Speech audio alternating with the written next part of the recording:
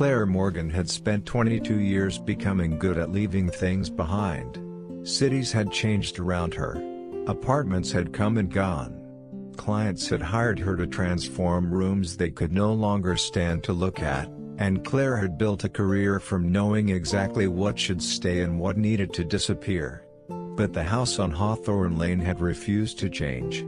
At 51, Claire stood beside her rental car and stared at the two-story white house where she had grown up. The paint had faded. The shutters needed attention. A thin crack ran along one corner of the front steps. Everything looked smaller than she remembered. Everything except the feeling of being back. She reached into the passenger seat for her handbag and the folder containing the documents from the estate attorney. 10 days. That was the plan. 10 days to sort through her mother's belongings, decide what to keep, meet with a realtor, sign whatever needed signing, and return to Chicago. Claire liked plans because plans did not ask how anyone felt about them. Her mother's funeral had been the previous afternoon. Evelyn Morgan had lived 78 years and had somehow managed to fill a church with people Claire barely knew. Neighbors, former co-workers, women from the library committee, people from church, and several families Claire remembered only vaguely from childhood had approached her afterward. They had all said some version of the same thing. Evelyn had been remarkable. Evelyn had been generous. Evelyn had helped them when they needed it. Claire had thanked every one of them. Then she had returned to the empty house and spent most of the night awake in her childhood bedroom. Now, in the clear light of morning, grief felt less dramatic and more inconvenient. There were coffee cups in the kitchen cabinet her mother would never use again. A cardigan still hung over the back of a dining chair. Evelyn's reading glasses rested beside a paperback on the living room table. Claire could handle death as an idea. It was the unfinished ordinary things that bothered her. She unlocked the front door and stepped inside. Her phone rang almost immediately. "Rachel?" Claire answered while setting the estate folder on the kitchen counter. "You're awake early," Rachel said. "So are you. I have children. Your youngest is 17. "Exactly. 17-year-olds are proof that motherhood doesn't end when children can feed themselves." Claire smiled despite herself. Rachel had flown home to North Carolina after the funeral because her husband had an important medical appointment and her daughter had started preseason volleyball training. She had offered to stay, but Claire had refused. There was no reason for both sisters to lose 2 weeks to cleaning out a house. "How bad is it?" Rachel asked. Claire looked toward the dining room. "Manageable." Rachel laughed softly. "That's what you say when something is terrible. It's a house, Rachel. It's Mom's house." Claire didn't answer. There was a short silence. "Don't throw everything away," Rachel said. "I'm an interior designer, not a demolition crew. Sometimes I'm not sure there's a difference." That earned another reluctant smile. They spoke for a few more minutes before Rachel had to leave. When the call ended, Claire opened the refrigerator and discovered milk that had expired 3 days earlier. She threw it away. Then she threw away wilted lettuce, half a lemon, 2 containers of leftovers and a jar of something she could no longer identify. It felt good. Simple decisions. Keep. Discard. Clean. Move forward. By 8:30, she had created 3 lists and scheduled the realtor for Thursday. By 9, she was working through the kitchen cabinets. By 9:15, she found her mother's favorite blue mug. Claire stopped. There was nothing valuable about it. The glaze was chipped near the handle, and a faint brown stain marked the inside. Evelyn had used it every morning for as long as Claire could remember. Claire held it for several seconds. Then, instead of placing it in the donation box, she set it carefully on the counter. One object. That was allowed. A sudden mechanical sound came from outside. Claire glanced toward the window above the sink.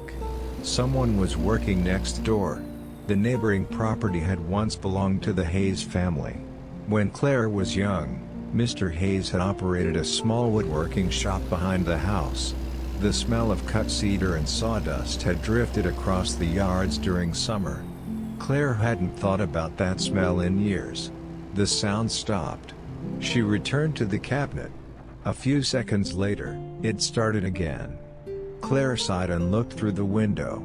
A man stood beside the fence separating the properties, working on a section of wooden railing near the neighboring porch. His back was toward her. He wore faded jeans and a dark gray work shirt with the sleeves pushed to his elbows.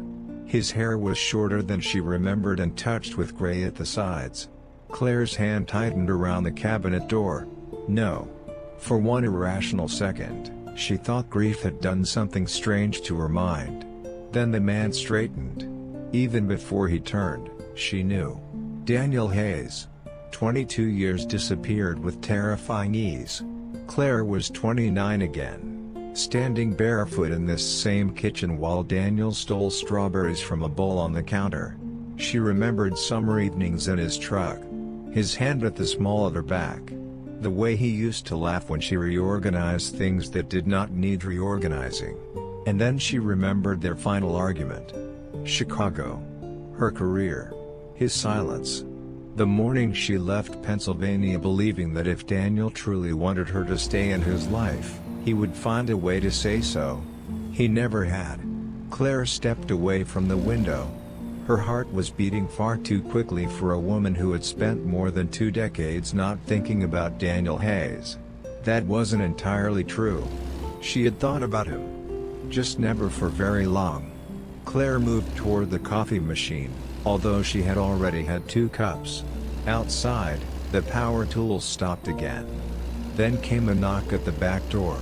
Claire froze. Another knock followed. Not impatient. Not hesitant. Just 2 calm knocks from someone who expected the door to open. She crossed the kitchen slowly. Through the glass, she could see him. Daniel stood on the back porch holding a pair of work gloves. Time had changed him. There were lines beside his eyes now. Gray ran through his dark hair. His shoulders seemed broader, his expression more reserved. But there was no mistaking him. Claire opened the door. For several seconds, neither spoke. Daniel's eyes moved across her face as though 22 years required more than a glance. Claire. His voice was deeper. She hated that she noticed. Daniel. He gave a small nod. I heard you were back. For the funeral. I know. The simplicity of the words made something tighten in her chest. Daniel looked past her briefly toward the kitchen. I'm sorry about Evelyn. Thank you. She was a good woman.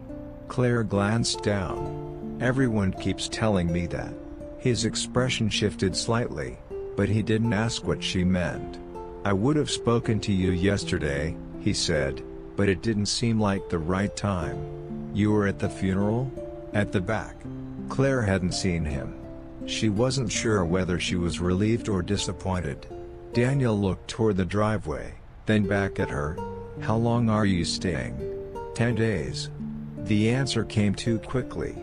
10? I need to clear the house. Then I'm putting it on the market. Something changed in his face. It was small enough that another person might have missed it. Claire didn't. You're selling. That's the plan. Daniel nodded slowly. Of course. Claire crossed her arms. She suddenly felt defensive, although he hadn't criticized her. I live in Chicago. Rachel is in North Carolina. There's no reason to keep an empty house. I didn't say there was. No, but you looked like you were going to. For the first time, something almost like the Daniel she remembered appeared in his expression. A faint amusement. You still answer arguments nobody started. Claire stared at him. And you still think you're funny? Never thought I was funny. No. That was usually the problem. The corner of his mouth moved. Then the moment disappeared. Daniel pulled his gloves on. I won't keep you. He stepped down from the porch. Claire should have closed the door. Instead, she heard herself ask, do you live next door now? Daniel turned. Have for years. In your parents' house? Mostly. Dad left me the property and the workshop. Claire nodded. trying to make the information feel ordinary. Daniel had stayed. Of course he had. Some people built their lives by leaving. Others built them by remaining exactly where they had begun. Well, Claire said, I guess we're neighbors for 10 days. Daniel looked at her for a moment longer than necessary. Looks that way. He walked toward the fence. Claire remained at the doorway. Then Daniel stopped. He turned back. Claire? Yes? Your mother talked about you. Claire's breath caught. Recently? All the time. Before she could ask anything else, he continued across the yard. Claire watched him disappear behind the neighboring house. Then she closed the door. The kitchen became quiet again. Her lists were still on the counter. The realtor appointment was still Thursday. Her flight back to Chicago was still 10 days away. Nothing had changed. Claire looked at the blue mug beside the sink. Then she looked through the window toward the house next door. For the first time since arriving, 10 days suddenly felt like a very long time. Part 2, The Man Next Door. By noon, Claire had convinced herself that seeing Daniel Hayes again had changed nothing. She had packed 4 boxes from the kitchen, filled 2 bags for donation, and spoken with an estate sale company in Harrisburg. She had also answered 3 emails from clients in Chicago and approved a fabric sample for a hotel project without once looking through the kitchen window. Almost without once looking. The problem was that Daniel was still there. Every so often, Claire heard the steady rhythm of work from the neighboring property, the buzz of a saw, the knock of a hammer, the scrape of lumber being moved across concrete. It was irritatingly familiar. When they were young, Daniel had worked beside his father in the Hayes workshop during summers.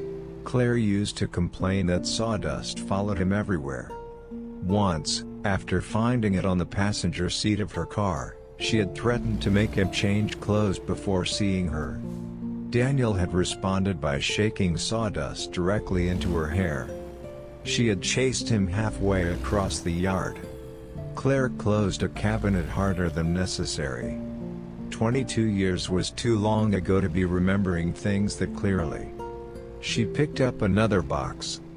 The doorbell rang. Claire expected an estate sale representative. Instead, when she opened the front door, a young woman stood on the porch carrying a cardboard drink tray. She appeared to be in her late 20s, with dark blonde hair pulled loosely behind her head and clear blue-gray eyes that made Claire's stomach tighten before she understood why. The eyes were Daniel's. Claire Morgan? Yes. The woman held out one of the cups. Peace offering. Claire hesitated. From whom? My father. That answered everything. Sophie Hayes, the woman added. Claire accepted the coffee. Daniel's daughter. That's usually how people explain me. There was enough dry humor in the reply to remind Claire of Daniel again. Thank you. Dad said you drink coffee black. Claire looked at the cup. He remembers that? Sophie shrugged. Apparently. The answer left Claire with nowhere comfortable to put her eyes. Sophie glanced toward the boxes stacked inside. You're clearing the house. Trying to. If you find anything too heavy, Dad has equipment next door. I'm sure I can manage. Sophie smiled faintly. He said you'd say that too. Claire almost laughed. Almost. Instead, she asked, do you live nearby? About 15 minutes away. I teach middle school science. Claire nodded. She wanted to ask about Sophie's mother but knew immediately that she had no right. Fortunately, Sophie spared her the choice. Dad told me you were back for Evelyn's funeral. I'm sorry. Thank you. She was good to him. There it was again. Claire looked more closely at her. What do you mean? Sophie seemed surprised by the question. They were neighbors. Yes, but Daniel made it sound like they knew each other well. They did. Claire waited. Sophie shifted the second coffee into her other hand. "Maybe Dad should tell you." That was not the answer Claire wanted. But before she could press, Sophie glanced toward the driveway. "I should go. I'm late already." "Thank you for the coffee." "You are welcome." Sophie descended the steps, then paused. "For what it's worth, Evelyn talked about you too." Claire stared at her. Apparently everyone in Pennsylvania knew what her mother had said about her except Claire. After Sophie drove away, Claire carried the coffee into the kitchen. It was black. No sugar. No cream. Exactly right. She took one sip and immediately resented Daniel for remembering. That afternoon, Claire moved upstairs. Her mother's bedroom was harder than the kitchen.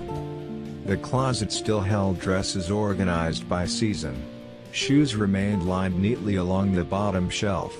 A bottle of Evelyn's perfume sat on the dresser. Claire picked it up. She couldn't bring herself to spray it. Instead, she placed it inside the small key box she had brought upstairs. The box was becoming less small. At 3:30, Claire found herself staring at a water stain in the corner of the ceiling. She frowned. The roof had leaked there years ago. But the plaster looked recently repaired. She stepped closer. The work was clean. Professional. Claire knew construction well enough to recognize it. Downstairs, she found similar repairs she hadn't noticed that morning. The loose railing on the back steps had been reinforced. A damaged section of trim had been replaced. Even the old pantry door, which had stuck every humid summer of Claire's childhood, opened smoothly. Someone had maintained this house. Evelyn certainly hadn't done it herself. Claire looked through the window. Daniel was carrying boards toward the workshop. Before she could reconsider, she walked outside.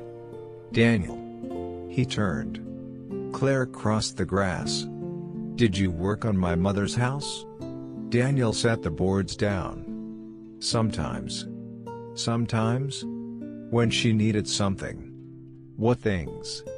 He wiped his hands on his jeans. "Whatever needed doing." "The roof?" "Part of it." "The back railing?" "Yes." "The pantry door?" That produced the faintest smile.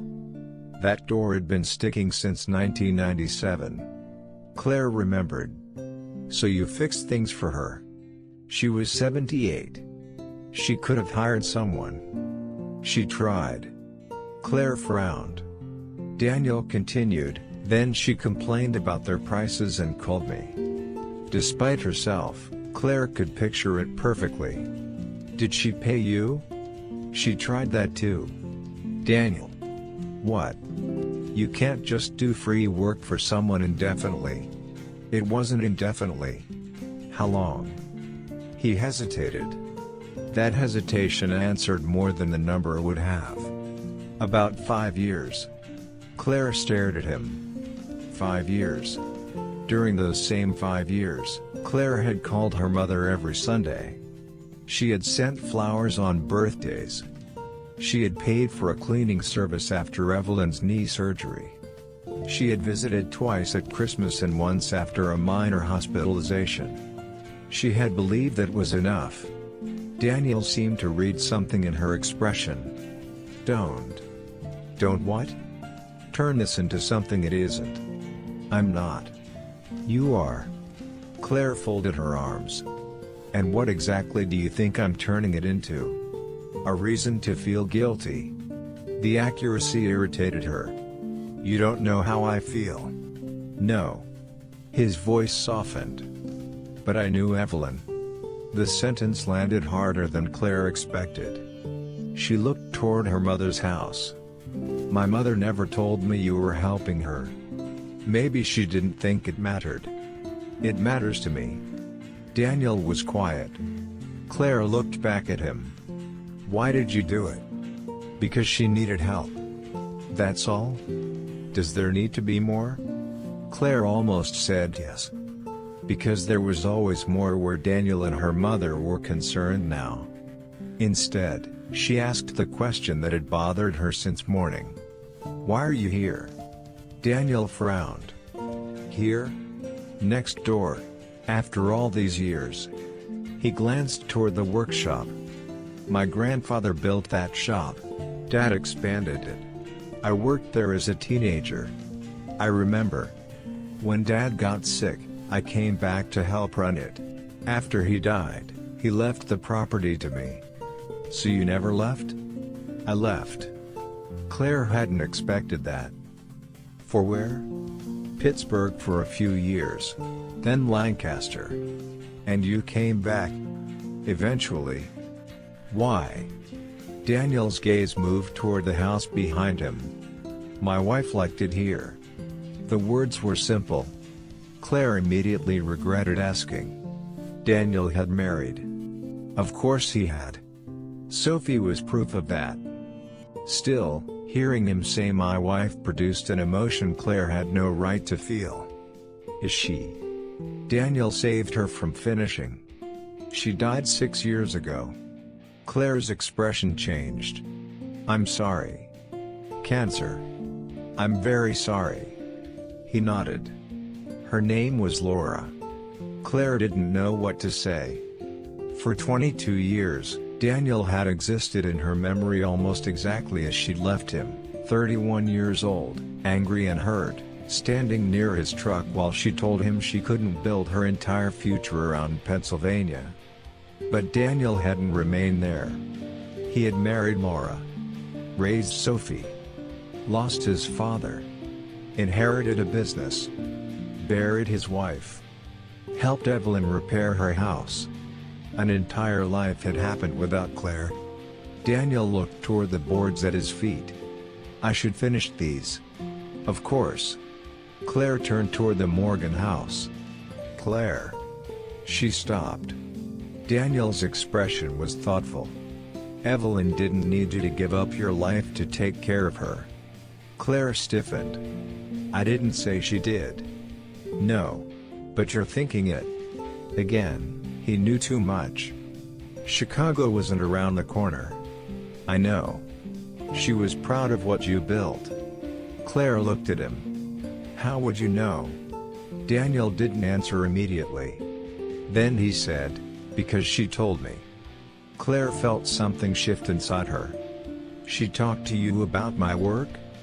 "Your work. Your projects. Places you'd traveled. That magazine feature a few years ago."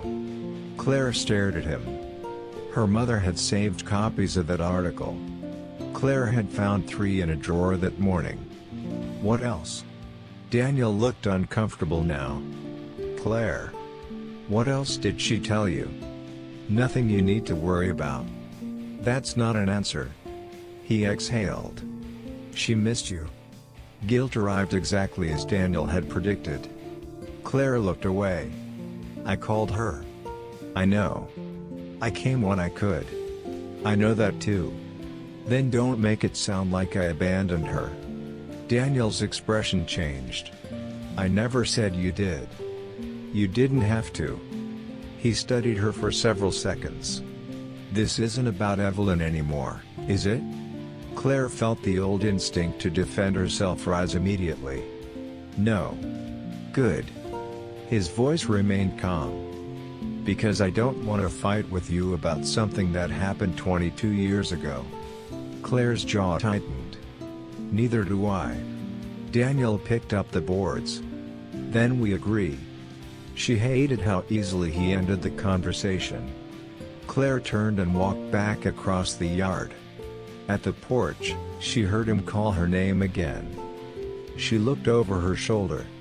Daniel stood beside the workshop, boards balanced against one hip. "Check the attic window before tonight." "Why?"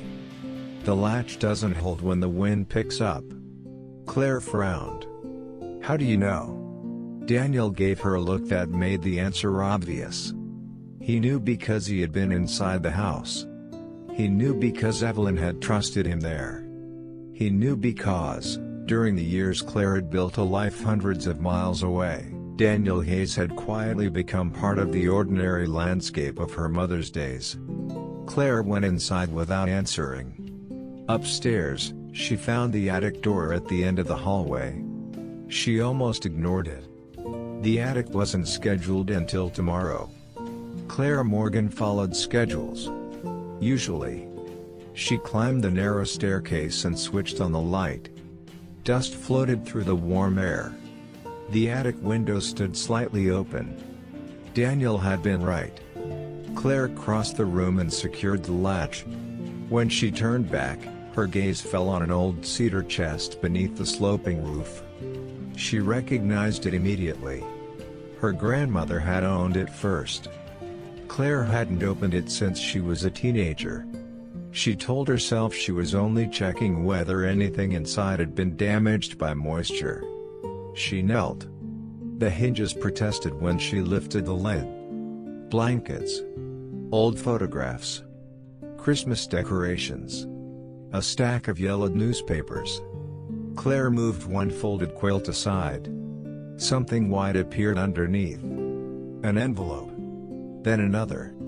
And another. Claire reached down and lifted the bundle. The envelopes had been tied together with a faded blue ribbon. Her name was written across the top one. Claire Morgan. Below it was her old Chicago address. She stopped breathing for a moment. She knew that handwriting. 22 years hadn't erased it either.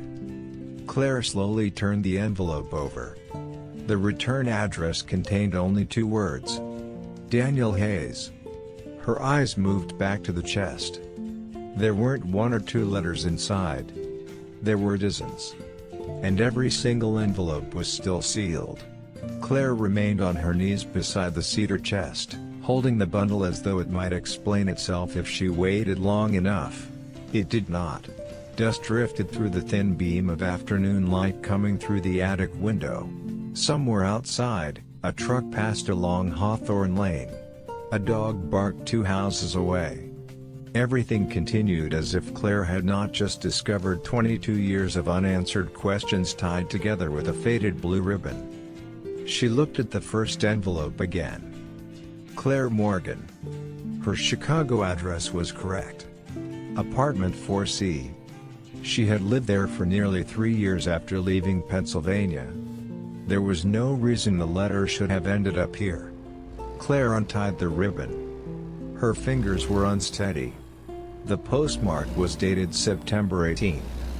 6 days after she had left home. Claire turned over the envelope. Sealed. She picked up the second.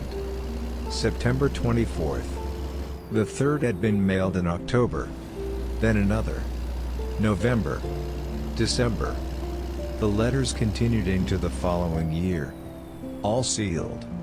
All addressed to Chicago. All somehow sitting in Evelyn Morgan's attic. Claire lowered herself onto the floor. For more than 2 decades, she had carried one version of what happened between her and Daniel. She had left. He had let her. It was more complicated than that, of course. Their final weeks together had been filled with arguments neither seemed capable of finishing. Claire had received an offer from a prestigious Chicago design firm. It was the opportunity she had wanted for years. Daniel had been helping his father expand the woodworking business. Neither wanted to give up the future waiting for them. Claire had wanted Daniel to tell her they could find a way. Daniel had wanted Claire to stop treating Pennsylvania, and perhaps him, as something she needed to escape. Then came their final argument. She remembered driving away 2 days later. She remembered checking her apartment mailbox obsessively during those first weeks in Chicago. Nothing. She remembered listening to the answering machine every evening. Nothing. Eventually, Claire had stopped waiting. Now there were more than 20 envelopes in her lap. She picked up the first again. Opening it would be easy. One finger beneath the flap. A few seconds. 22 years of silence broken. Claire couldn't do it. Not yet. Instead, She examined the envelope more carefully. Something about it bothered her. There was a postal marking near the address. She moved closer to the attic window. Return to sender. Claire's stomach dropped. She checked another. The same marking. Another. Returned. Some bore forwarding labels. Others had handwritten postal notations. A few appeared never to have been mailed again after returning to Pennsylvania. Claire tried to remember exactly when she had moved into apartment 4C. Then she remembered. For her first month in Chicago, she had stayed with a colleague named Melissa because the apartment wasn't ready. But Daniel knew that. Didn't he? Claire closed her eyes. No. He knew she was moving to Chicago. He knew the neighborhood. But after their final argument, Claire had refused to give him the new details. Pride had turned every practical conversation into a test. If he wanted to know, she had thought, he could ask. If she wanted him to know, Daniel had probably thought, she would tell him. Two stubborn people waiting for the other to move first. Claire looked at the letters. Even if some had initially gone to the wrong address, that didn't explain why they were here. Someone had collected them. Someone had kept them. Her phone vibrated. Claire nearly dropped the bundle. Rachel's name appeared on the screen. For a moment, Claire considered answering and demanding an explanation. But she didn't know whether Rachel had one. She let the call go to voicemail. Then she placed the letters carefully beside her and searched deeper inside the chest. Old tax documents. Photographs. A church program from her father's funeral. A small jewelry box. Nothing else connected to Daniel. Claire returned to the letters. The final envelope was different. No stamp. No postal mark. Her name appeared on the front, but there was no address. Claire turned it over. Still sealed. Then she noticed writing along the bottom edge. She tilted the envelope toward the light. 14 words had been written there in Daniel's familiar hand. If this doesn't reach you, I'll come myself. Some things shouldn't end in silence. Claire read the sentence twice. Then a third time. The attic seemed suddenly too warm. Daniel had intended to come to Chicago. But he never had. At least, Claire had never seen him. She stood too quickly and had to steady herself against the chest. Questions came faster than answers. Had Daniel changed his mind? Had Evelyn stopped him? Had her mother known about the letters from the beginning? Claire looked toward the attic stairs. Her mother's bedroom waited below. Her clothes. Her perfume. Her reading glasses. The ordinary remains of a woman Claire had thought she understood. For the first time since the funeral, Claire felt something other than grief. She felt anger. An hour later, the letters were arranged across the dining table in chronological order. Claire had not opened a single one. She had made tea and forgotten to drink it. She had searched through her mother's desk and found nothing. At 5:30, she finally called Rachel back. "You found something," Rachel said immediately. Claire's hand tightened around the phone. "Why would you assume that?" "Because you ignored 2 calls and then called me back without texting first." Claire looked at the letters. "Do you remember Mom keeping anything of Daniel's?" Silence. Not long. Perhaps 2 seconds. But Claire heard it. "Rachel? What kind of thing?" "Letters." Another pause. Claire stood. "You know. I didn't say that." "You didn't have to." "Claire. There are more than 20 letters sitting on the dining table." Rachel said nothing. "All from Daniel. All addressed to me." "Where did you find them?" "The attic." Rachel exhaled slowly. "Oh, God." Claire's anger sharpened. "You knew they existed." "Not then." What does that mean? It means exactly what I said. I didn't know about them when you left. When did you know? I don't remember. Try. Claire, Mom died 4 days ago. And apparently took 22 years of explanations with her. Rachel's voice hardened. Don't do this over the phone. Then tell me when you found out. I knew there had been letters. I didn't know she kept them. Claire stared through the dining room window. Daniel's workshop was visible beyond the trees. Why would Mom have them? Rachel was quiet. I think you already know. No, I don't. But Claire did know what Rachel was implying. And she didn't want to believe it. She wouldn't do that. Mom could be complicated. Complicated as criticizing my clothes at 45. Complicated as in hiding someone's mail. Claire. Did she stop them from reaching me? I don't know the whole story. Then tell me the part you do know. Rachel hesitated. Not tonight. Claire almost laughed. You're protecting her. No. I'm trying to stop you from deciding what happened before you know everything. Claire looked down at the final envelope. Daniel's words stared back at her. I'll come myself. Did Daniel ever go to Chicago looking for me? The silence on the other end changed. Claire felt cold.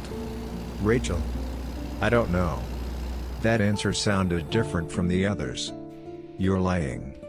I'm telling you that this conversation needs to happen when you've had time to think.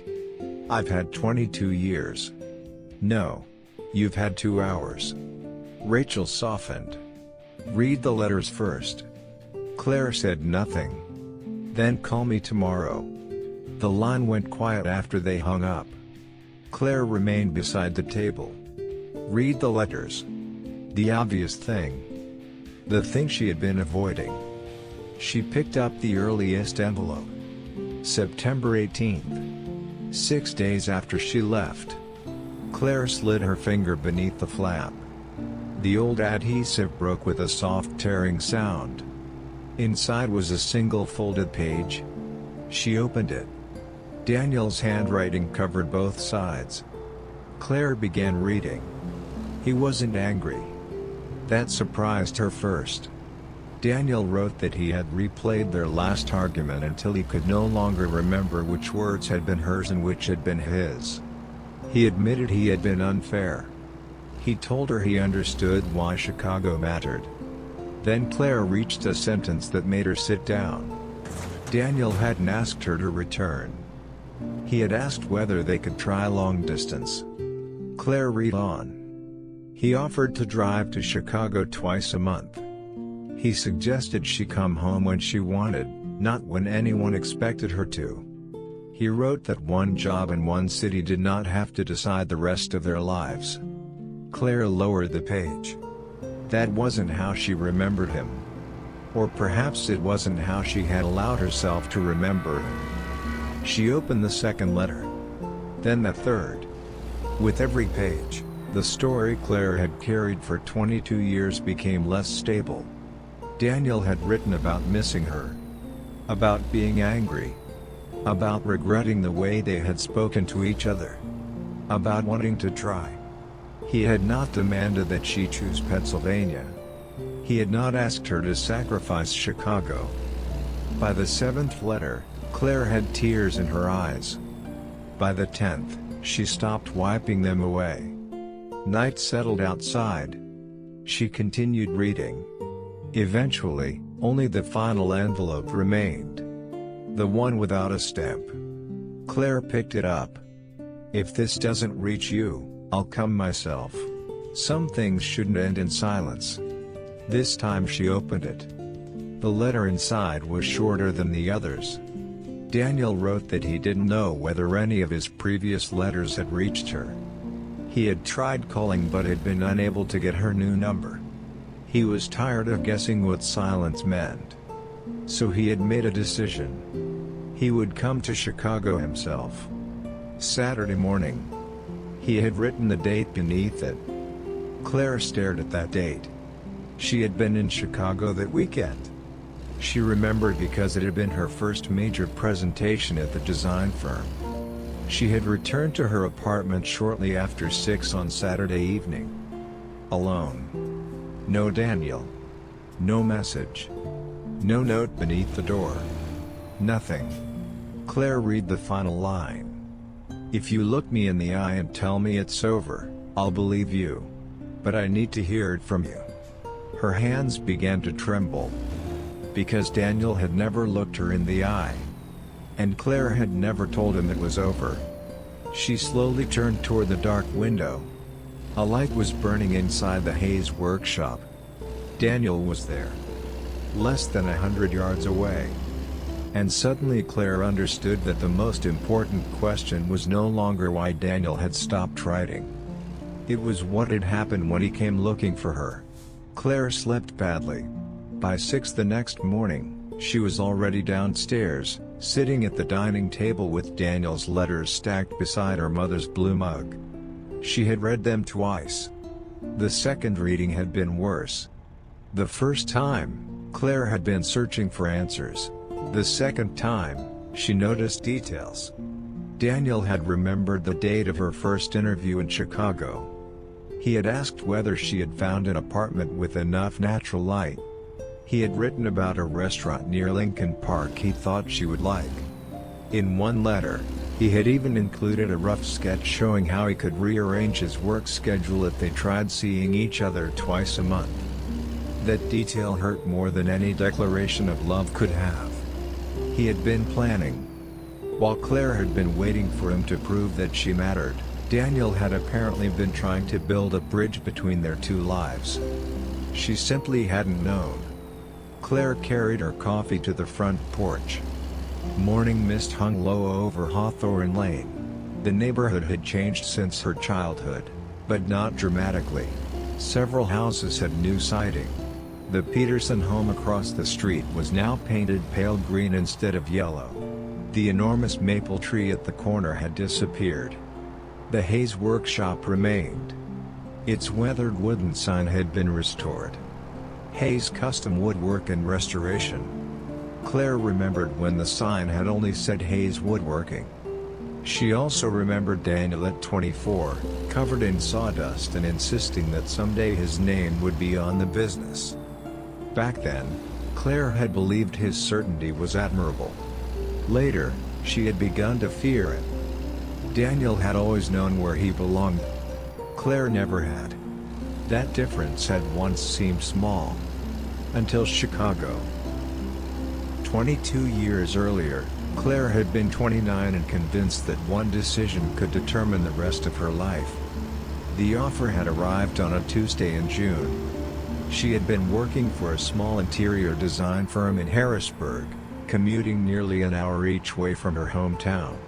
The work was respectable but predictable: suburban renovations, model homes, medical offices. Then a former professor recommended Claire to an expanding Chicago firm. 3 interviews later, they offered her a position. The salary was better. The projects were larger. The opportunity was everything she had said she wanted. Claire had driven directly to Daniel's workshop with the letter still inside her handbag. He had been sanding cabinet doors when she walked in. "I got it."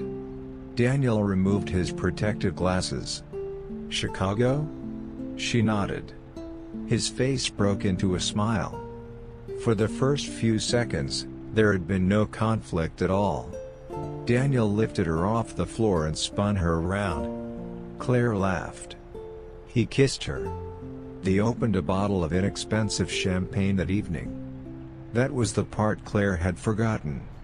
Daniel had been happy for her. The fear came later. Her start date was September 15th. 3 months away. At first, they avoided discussing what would happen after that. Claire researched apartments. Daniel worked longer hours. They spent weekends together and pretended September was far away. Then people started asking questions. Would Daniel move? Would Claire come back eventually? Were they getting married? Her mother asked more questions than anyone. Evelyn had been 56 then. Still working. Still energetic. Still capable of making Claire feel 17 with a single look. One evening, Evelyn sat across from Claire at this same dining table. "You're not turning it down, are you?" Claire had laughed. "Why would I?" "Because of Daniel. He hasn't asked me to." "Not yet." Claire remembered the certainty in her mother's voice. "Daniel loves me. I'm sure he does." "Then what's the problem?" Evelyn had looked at her for a long moment. Love can become an obligation before you realize it. At 29, Claire hadn't understood why her mother said it with such bitterness. Now she wondered. The arguments with Daniel began in August. Not dramatic ones.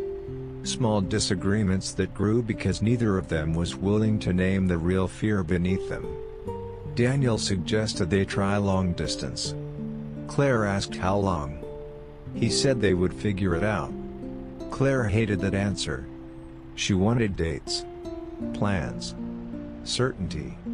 "What happens if I love Chicago?" she asked one night. "Then you love Chicago. And you love this place." Daniel had looked around his workshop. "My family's here. The business is here. So that's the answer." "What answer?" "You stay. I go. For now." Claire remembered becoming angry at those two words. "For now" sounded like an invisible countdown. As though Chicago were an experiment she would eventually finish. As though Pennsylvania were still the default future. Daniel hadn't meant it that way. Claire could see that now. But at 29, every conversation passed through the filter of Evelyn's warning. Love becomes obligation. By early September, Claire was frightened. Not of leaving Daniel. Of loving him enough to come back. Their final argument happened 2 days before her departure. Daniel had come to the Morgan house after dinner. Claire was packing books into boxes. He stood in her bedroom doorway. "Give me your address when you get there." "I don't have the apartment yet." "Then your friend's address." "Why?" Daniel frowned. "Because I'd like to know where my girlfriend lives." The word girlfriend irritated her for reasons she couldn't explain. "Am I?" "What?" "Your girlfriend." Daniel stared at her. "What are we doing, Claire?" "That's what I've been asking." "No. You've been asking me to predict the next 5 years. Because you won't change anything." His expression hardened. "What exactly do you want me to change?" "Maybe I don't want to be the only person taking a risk." "I'm not asking you to take one. Moving 800 miles away isn't a risk. It's your dream. And what if I stay because of you?" Daniel went quiet. Claire remembered his answer perfectly. "I would never ask you to do that." She should have heard love. Instead, she heard release. Maybe that's the problem. Daniel looked stunned. "What does that mean?" "Maybe you don't care enough to ask." "That's ridiculous." "Is it?" "Yes." His voice rose. "You want me to prove I love you by asking you to give up the opportunity you've worked for? I want you to fight for something. I am trying to fight for us without asking you to become someone you'll resent." But Claire was already crying. "Everything with you ends here, Daniel." "Because my family is here?" "Because your whole life is already decided." "And yours isn't?" "No." "Then go find out what you want." The words landed like a slap. Claire stared at him. Daniel immediately looked as though he regretted them. But pride moved faster than apology. "Fine," she said. "Claire." "No. You're right."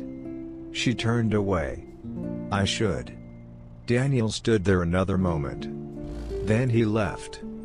2 days later, Claire drove to Chicago. They never spoke again. At least, that was what Claire had believed until yesterday. A sound from the road pulled her back to the present. Daniel's truck turned into the neighboring driveway. Claire watched him climb out. For one reckless second, she considered crossing the yard with the letters. Instead, she remained seated. She wasn't ready. Not because she feared what Daniel would say. Because she was beginning to fear what she herself had misunderstood. Her phone rang. Rachel again. Claire answered. "Did you read them?" Rachel asked. "Yes." "All of them?" "Yes." Rachel was silent. Claire looked toward Daniel's property. He wanted to try long distance. "I know." Claire closed her eyes. Those two words hurt. "You knew that too?" "Not then." "You keep saying that." "Because it's true." Claire's voice sharpened. "Daniel came to Chicago." Rachel didn't respond. "He wrote that he was coming." "I know what the letter says." "What happened?" "I told you, I don't know everything." "But you know something." Rachel sighed. "Claire, there are things about Mom you don't understand." "Then help me understand." Another silence.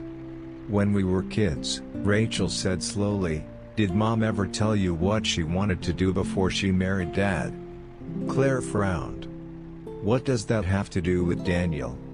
"Just answer." Claire searched her memory.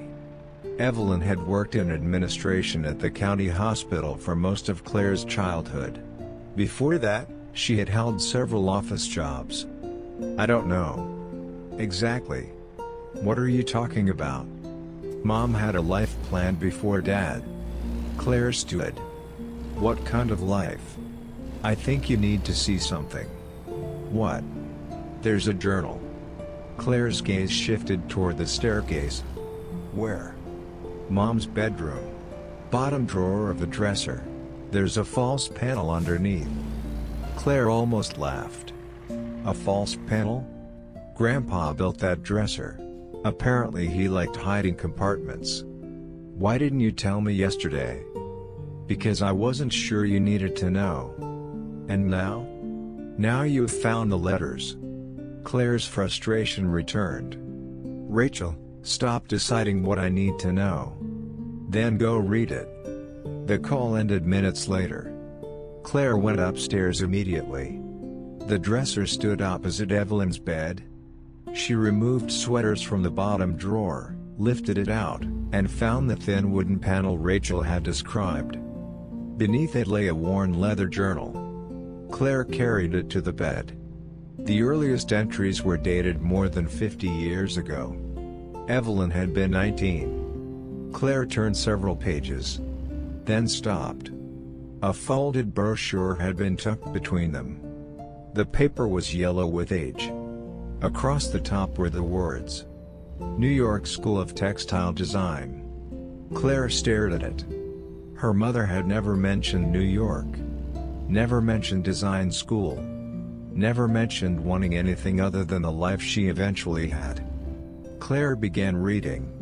The young woman in the journal barely resembled the mother Claire remembered. Evelyn wrote about fabrics, patterns, New York museums, a scholarship application, an acceptance letter. Then Claire reached an entry written 3 weeks before Evelyn's wedding. The handwriting became less confident. Evelyn had decided not to go. She loved Thomas Morgan. He had a stable job in Pennsylvania. Their families expected the marriage. New York suddenly seemed selfish. Claire turned the page. Years passed between entries.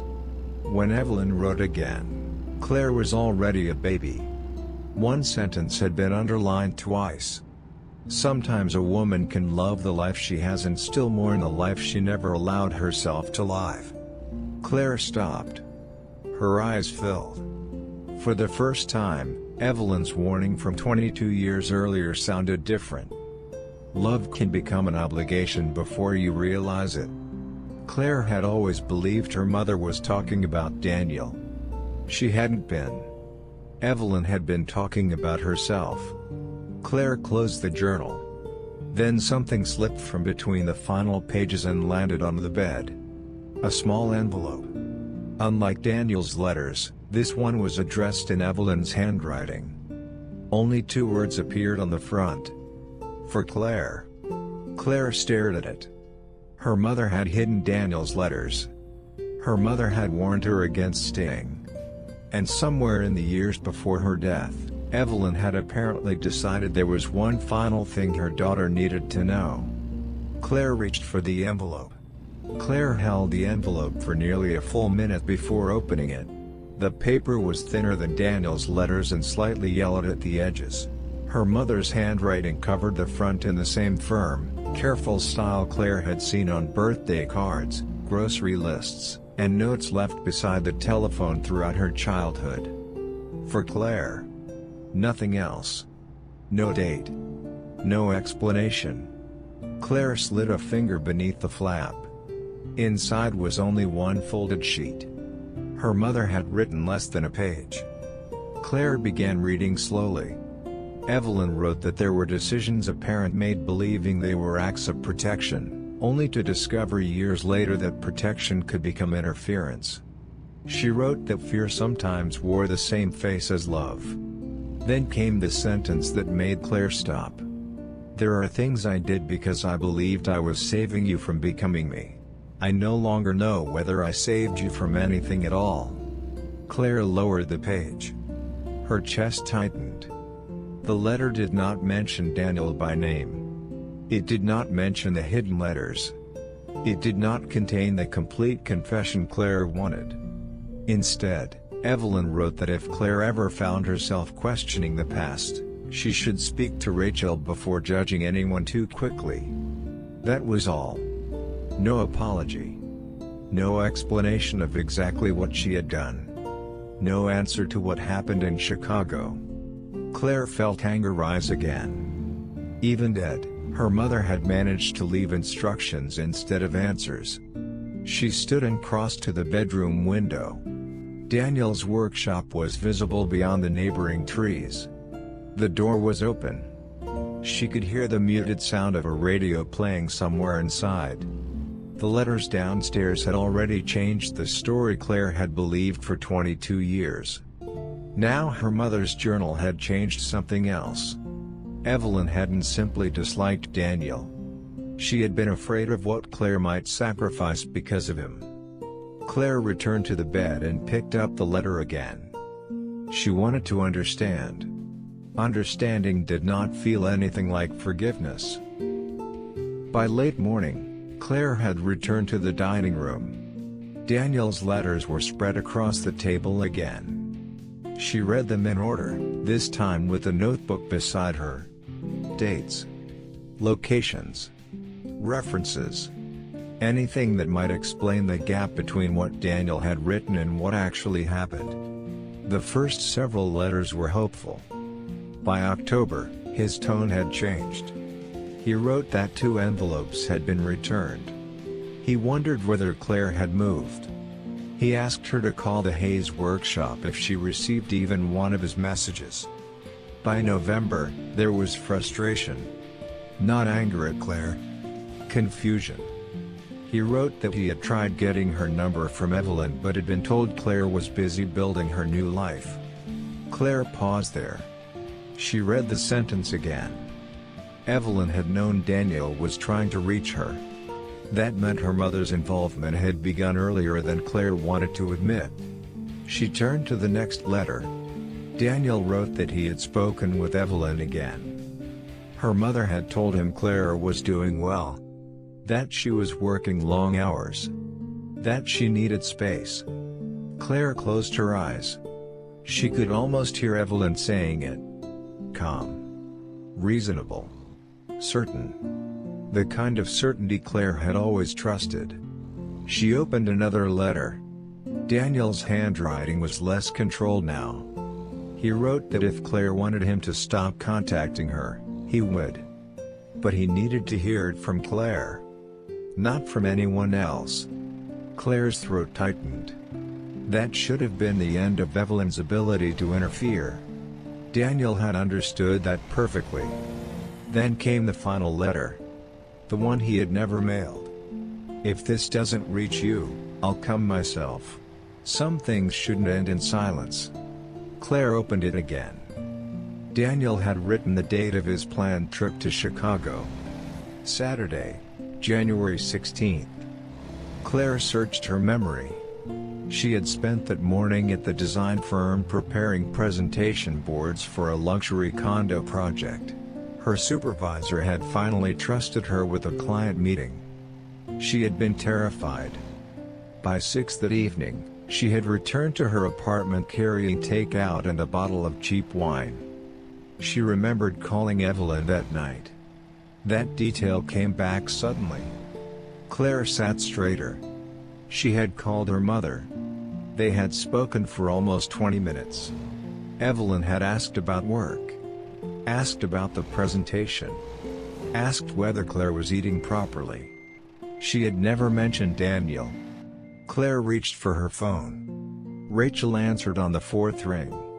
"You read Mom's note," Rachel said. "Yes. And the journal?" "Enough of it." Rachel was quiet. She wanted to be a designer. Textile design. Why didn't she ever tell me?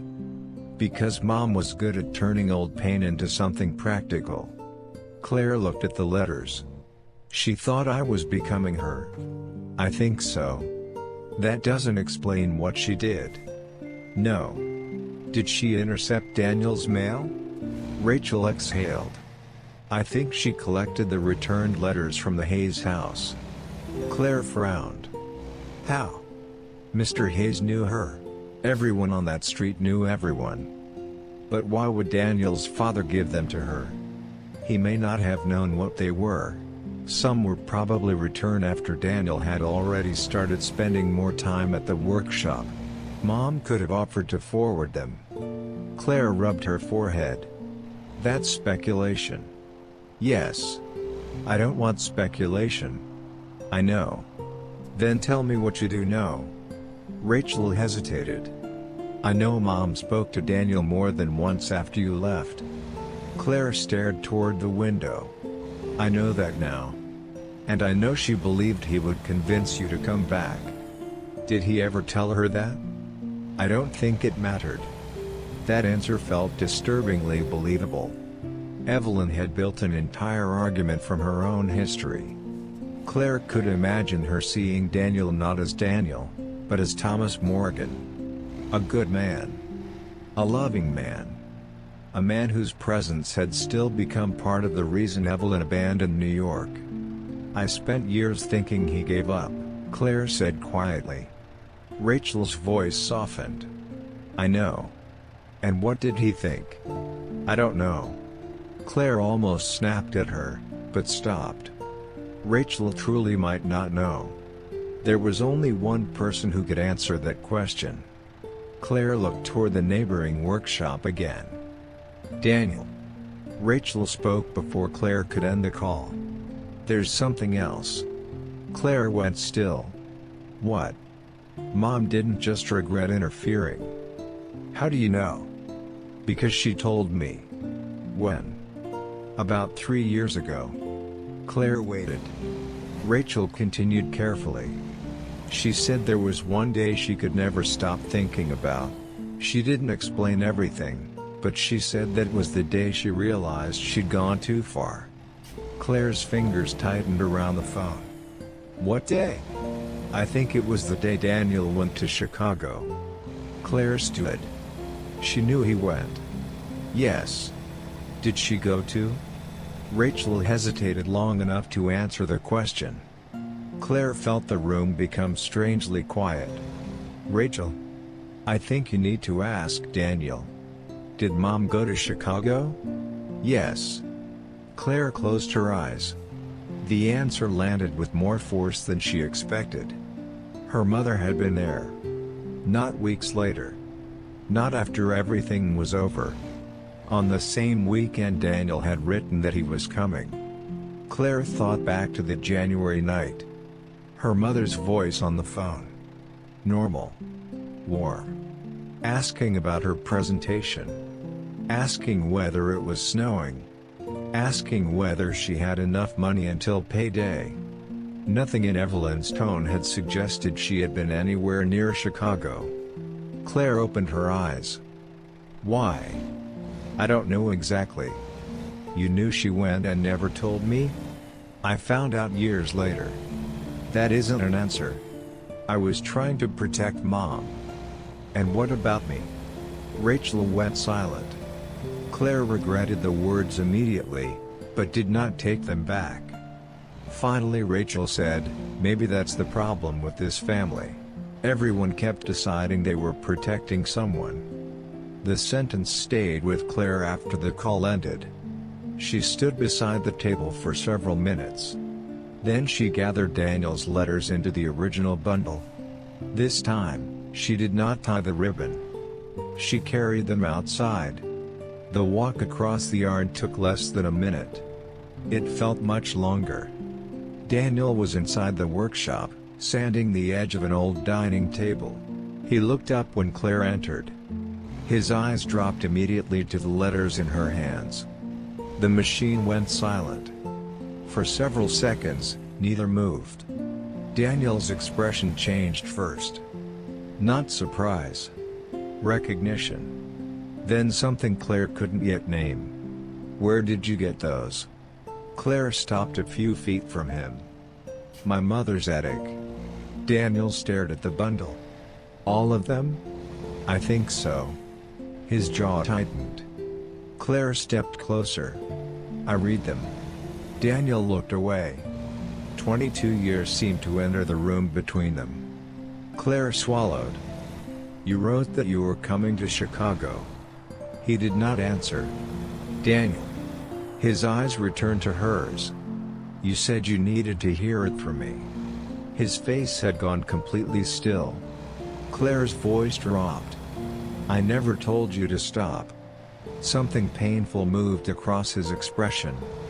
I know that now. Claire's heart began beating faster. What does that mean? Daniel looked toward the workshop door, then back at her. For the first time since she had returned, he appeared uncertain. When I went to Chicago, he said slowly, I thought I did hear it from you. Claire stared at him. But you never saw me. No. Then who did you see? Daniel's answer came quietly. Your mother. Claire stared at Daniel across the workshop. For several seconds, the only sound was the old radio playing quietly near the back wall. You saw my mother in Chicago? Daniel rested one hand against the dining table he had been sanding. Yes. When? The Saturday I wrote about. Claire tightened her grip on the letters. Why was she there? Daniel's expression became guarded. Claire, this isn't a conversation you want to have standing in my workshop. Actually, this is exactly where I want to have it. You found those letters yesterday. And I've spent 22 years believing you never sent them. Daniel looked down. I didn't know she kept them. Apparently neither did I. That's not what I meant. Claire knew she was directing anger at the wrong person. But anger was easier than admitting how disoriented she felt. Her mother had been buried 4 days ago.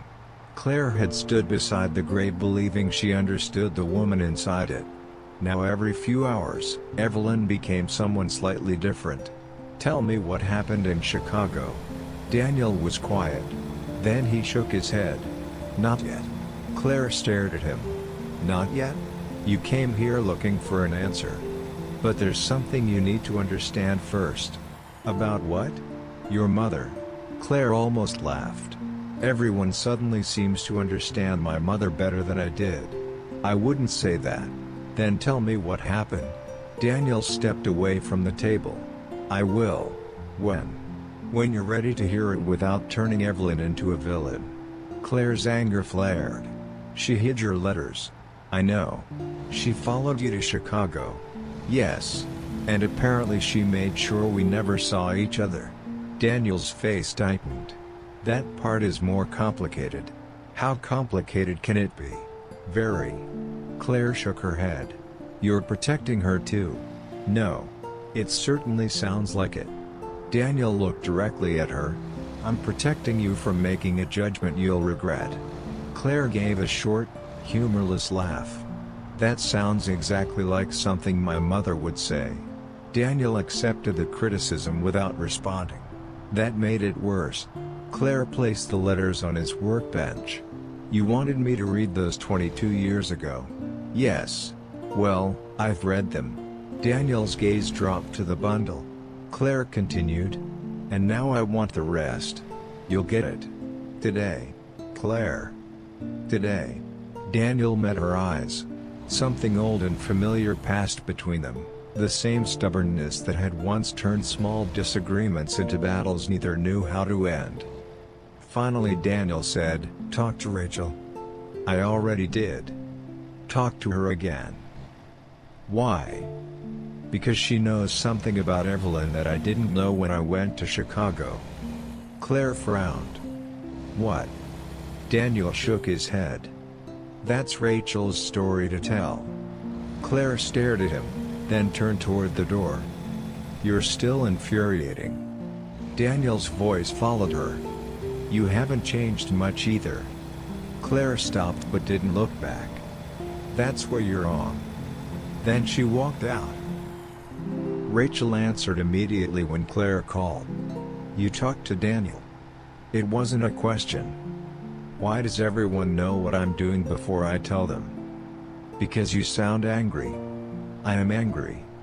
Claire returned to Evelyn's bedroom and placed the leather journal on the bed. "Daniel says you know something." Rachel was quiet. "About Mom?" "Yes." Claire opened the journal. "I know about New York. I know she wanted to study textile design. There's more." "Of course there is." "Claire." "What?" "Mom didn't give it up because Dad demanded it." Claire stopped. She had assumed exactly that. "What happened?" "They got engaged. Grandpa thought New York was dangerous and impractical. Grandma said a woman didn't need design school when she was about to have a husband." Claire looked down at Evelyn's 19-year-old handwriting. "And Dad?" "Dad told her he'd go with her if she really wanted." Claire frowned. "What?" "He offered to move." "That changed everything." "Then why didn't she go?" "She got scared." Rachel's voice softened. She convinced herself that choosing marriage was the responsible thing. Then she spent years wondering whether she'd made the choice freely or because everyone around her expected it. Claire sat on the edge of the bed. "So Dad didn't stop her?" "No." She stopped herself. "I think that's what hurt her most." Claire turned several pages. Entries became less frequent after Evelyn's marriage.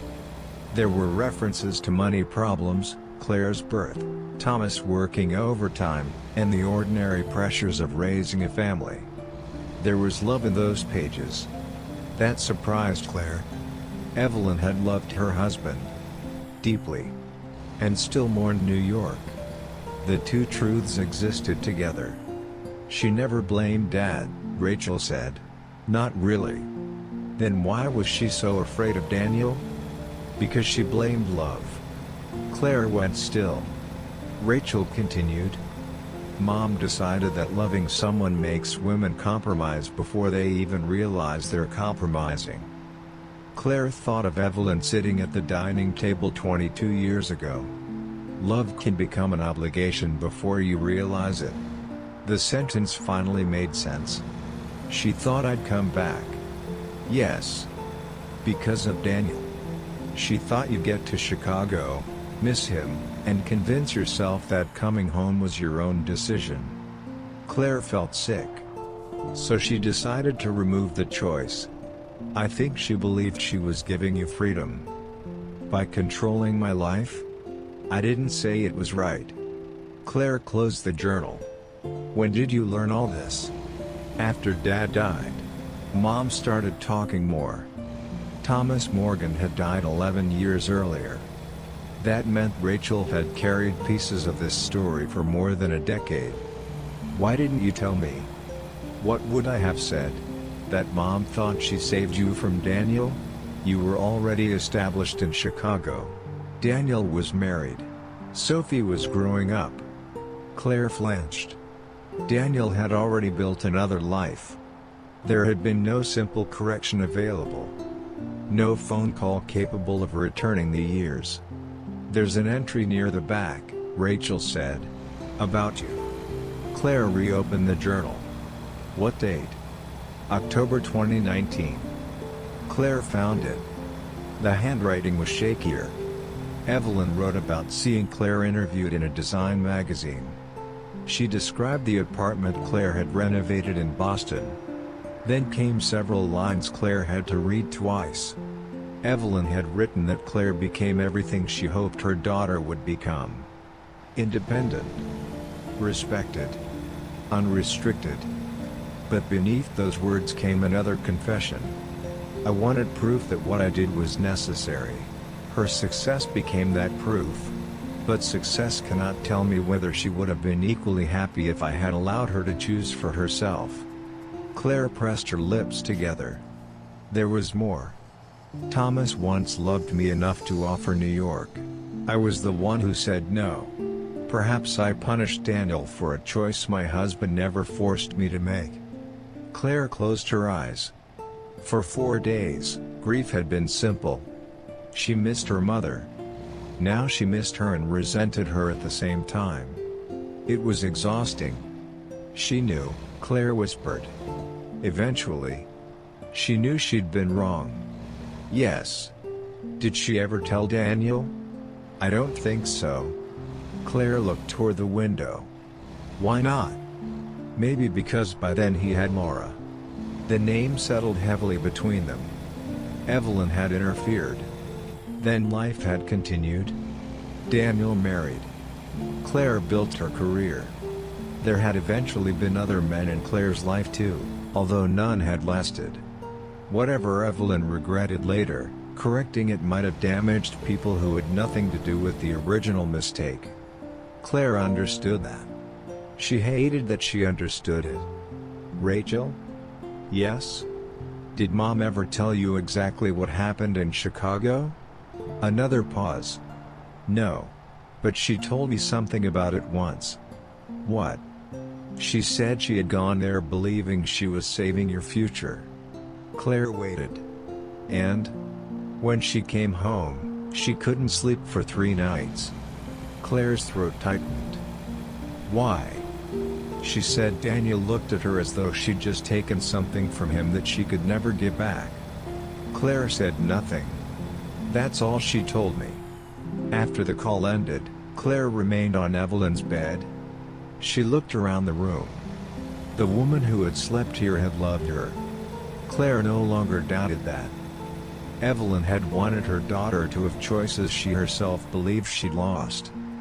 But somewhere along the way, she had become so determined to protect Claire's freedom that she had taken away the most important freedom of all? The freedom to choose. Claire rose and walked downstairs. Daniel's letters were no longer there. She had left them in his workshop.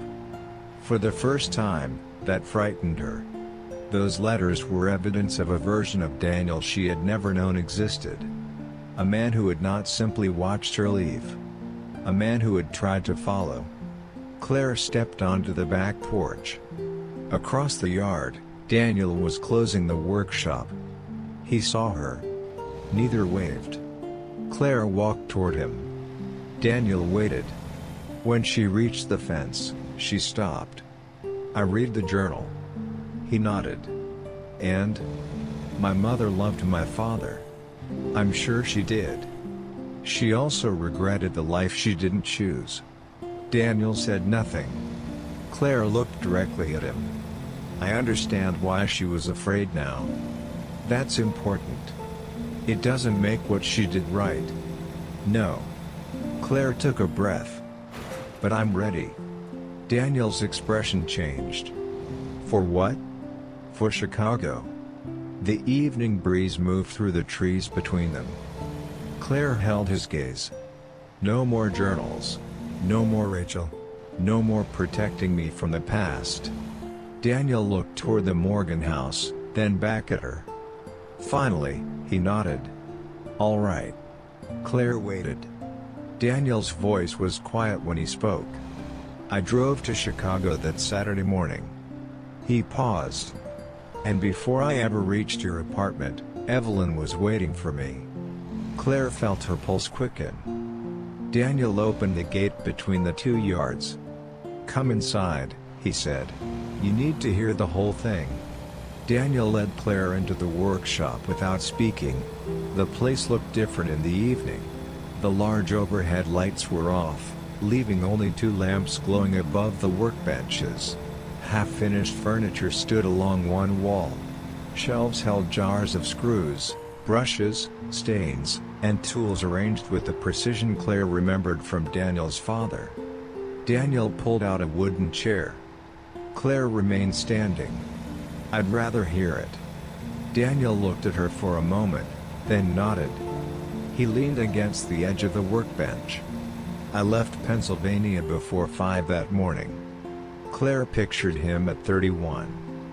Not the man standing in front of her now, with gray at his temples and decades behind his eyes. The younger Daniel. Angry. Hopeful. Driving toward Chicago because silence had finally become unbearable. "Did anyone know you were coming?" "My father." "My mother?" "Not from me." Claire crossed her arms. "Then how did she know?" "I've wondered about that for 22 years. Daniel paused. "My best guess is Dad mentioned it to someone. Back then, everybody around here knew everybody's business." That was true. Claire's hometown had never needed social media. A trip to Chicago would have traveled through 3 households before breakfast. Daniel continued. "I got there a little after 2. Claire frowned. "You drove straight through?" "Pretty much." 8 hours? "Closer to 9 with traffic." Claire said nothing. She remembered waiting for a letter. Daniel had been driving 9 hours to see her. "I had your building address by then," he said. "How?" "You'd sent your parents a Christmas card. Your mother had it on the refrigerator." Claire almost laughed at the absurdity. Evelyn had displayed Claire's address while helping prevent Daniel from using it. "I parked about a block away," Daniel continued. "I sat there for maybe 10 minutes trying to decide what I was going to say." "Why?" "Because I had no idea whether you wanted to see me. You could have knocked." "I planned to." His gaze held hers. "I wasn't coming to drag you back to Pennsylvania, Claire. I know that now." I wanted an answer. Daniel looked toward the dark window. "If you told me you were done, I was going to leave." Claire swallowed. "And if I didn't?" "I would have asked whether we could start over." The words were quiet. No drama. That made them harder to hear. "What happened?" Daniel rubbed one hand across his jaw. "I got out of the truck. I was halfway to your building when I heard someone call my name." Claire already knew. "Mom." "Your mother." He nodded. She was standing outside a coffee shop across the street. Claire tried to imagine Evelyn at 56 traveling hundreds of miles alone. "What did she say?" "At first? That she was surprised to see me." "You believed that?" "For about 30 seconds. Despite everything, Claire almost smiled. Daniel continued. "Then she asked me not to go upstairs." Claire's expression hardened. "And you listened?" "Not immediately." He pushed away from the workbench. "I told her this was between you and me." "Good. She said you'd already made your decision." Claire felt anger rise again. Daniel noticed. "Let me finish." She nodded. "She told me you were finally happy. That the firm liked your work. That you'd made friends. That you were building the life you'd always wanted. All of that was true." "I know." "Then she said you didn't know how to tell me to stop." Claire stared at him. "I never said that." "I know that now." "What exactly did she claim I said?" Daniel walked to a drawer beneath one of the benches. He opened it. Claire watched him remove a small metal box. "What is that?" Daniel didn't answer. He placed the box on the workbench and opened it. Inside were several old photographs, a watch, a folded newspaper clipping, and a small plastic sleeve. Daniel removed the sleeve. Claire stopped breathing. Inside was a torn piece of paper. The edges were uneven. The handwriting was faded. But Claire recognized it immediately. Her own.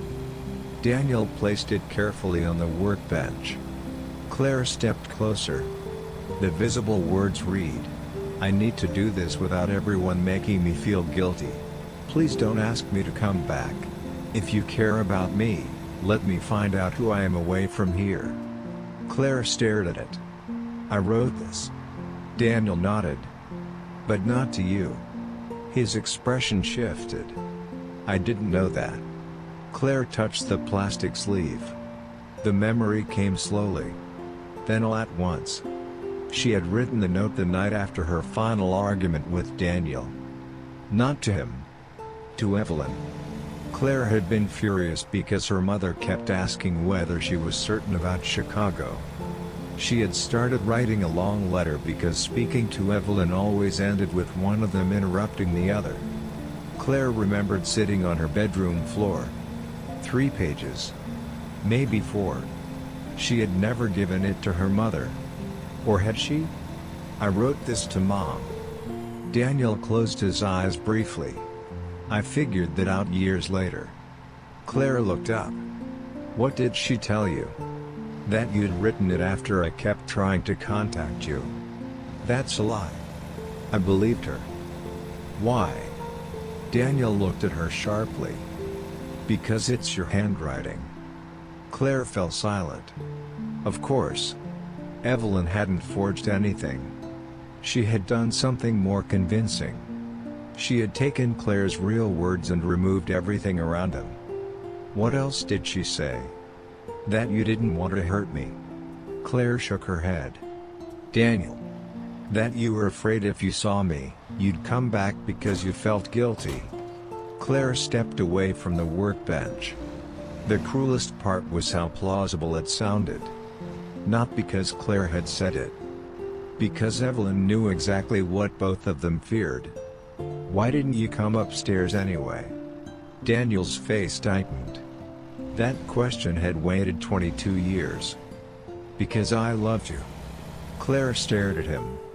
He continued before she could respond. "And because I was 31. Exhausted, angry, and stupid enough to think respecting what I believed was your decision was the decent thing to do." "You drove 9 hours." "Yes." "You were across the street." "Yes." "And you turned around because of a piece of paper?" "No." His voice sharpened for the first time. "I turned around because your mother looked me in the eye and told me that every time I contacted you, I was making it harder for you to start your life." Claire's anger disappeared. Daniel looked away. "She said you felt responsible for me. That you were afraid I'd wait forever. She said if I really loved you, I'd stop making you choose." Claire felt the weight of those words. Evelyn had chosen them carefully. She had transformed Daniel's love into the very thing he feared becoming. A burden. "What did you say to her?" Daniel was silent for several seconds. "I asked her to tell you I'd come." Claire closed her eyes. "She never did." "I know." "Did you give her anything?" "Note." Claire opened her eyes. "What note?" "I wrote something in the truck before I left." "What did it say?" Daniel gave a sad smile. "I don't remember every word." "Try." He looked at the old paper between them. "I said I hoped Chicago gave you everything you were looking for. I said I was sorry for the things I'd said before you left." He paused. "And I said I wouldn't contact you again." Claire's throat tightened. Mom took it? Yes. I never got it. I know. The workshop fell silent. Claire looked down at the fragment of her own letter. Her mother had kept Daniel's words from her, then used Claire's words against him. Not invented words. Real ones. That somehow made it worse. Why did you keep this? Claire touched the plastic sleeve. Daniel looked embarrassed. I don't know. For 22 years? I forgot about it for long stretches. But you kept it. Apparently. Claire studied him. When did you realize it wasn't written to you? Years later. How? The wording. He pointed to the final sentence. Who I am away from here. Claire understood. If I'd written it from Chicago, you would have said away from there. A tiny grammatical detail. Enough to expose a lie years too late. Why didn't you call me then? Daniel's expression changed. Because by the time I figured it out, I was married. Laura. Claire looked away. And you loved her? Yes. The answer came without hesitation. Claire was surprised by the relief she felt. Daniel had not spent 22 years frozen in grief. He had lived. Loved. Built something real. Laura deserved better than a husband chasing an old question, Daniel said. She did. And you had your life. Claire nodded. Neither apologized. There was nothing to apologize for. Claire looked at the letters on the workbench. Did my mother ever tell you the truth? No. Did you hate her? Daniel considered the question. For a while. And later? Life got bigger than what happened between us. Claire felt tears gathering but refused to let them fall. She let you help her? Yes. After everything. Years after. How? Daniel gave a tired smile. That's another story. Claire shook her head. No more hidden stories. Fair enough. She looked toward the workshop door. 22 years ago, Daniel had stood within sight of her apartment. Claire had been inside, probably worrying about a presentation and wondering why he had never fought with him. A street had separated them. A few floors. One conversation. And her mother. Claire turned back to Daniel. If she hadn't stopped you that day. She couldn't finish. Daniel didn't try to. Instead, he said quietly, we don't know what would have happened. Claire nodded. That was the hardest truth. They might have reconciled. They might have failed 6 months later. They might have married. They might have resented each other. The life they had lost existed only in imagination. Claire reached for the torn note. Daniel placed his hand over it before she could lift it. Their fingers touched through the plastic. Neither moved. For one brief second, Claire remembered exactly what his hand had once felt like holding hers. Then Daniel pulled away. Claire looked at him. Tomorrow, she said, I want to know how you and my mother became friends. Daniel nodded. Tomorrow. Claire picked up Daniel's letters. At the doorway, she stopped. Daniel? Yeah? I never asked you to stop coming. His face softened. I know. And I never wanted you to think you were a bird. Daniel looked at her for a long moment. I know that now too. Claire walked back across the yard. Halfway home, she stopped and looked toward the house she had intended to sell within 10 days. For 22 years, Claire had believed Daniel chose not to follow her. Daniel had believed Claire chose not to let him. Neither had been true. And for the first time, Claire wondered whether the tragedy wasn't simply that they had lost each other. It was that both had spent half their adult lives believing they had been unwanted. Claire woke before sunrise with one sentence in her mind. I never asked you to stop coming. She had said it to Daniel the night before. 22 years too late. For most of her adult life, Claire had treated the past as something settled. There had been Daniel, then Chicago. A painful breakup, then a successful career. One life had ended and another had begun. It had been easier when the story had a clean line through the middle. Now there was no line. Only a misunderstanding large enough to contain 2 decades. Claire went downstairs and found Daniel's letters where she had left them on the dining table. She opened the final one again. His younger voice lived inside those pages with uncomfortable clarity. Hopeful. Stubborn.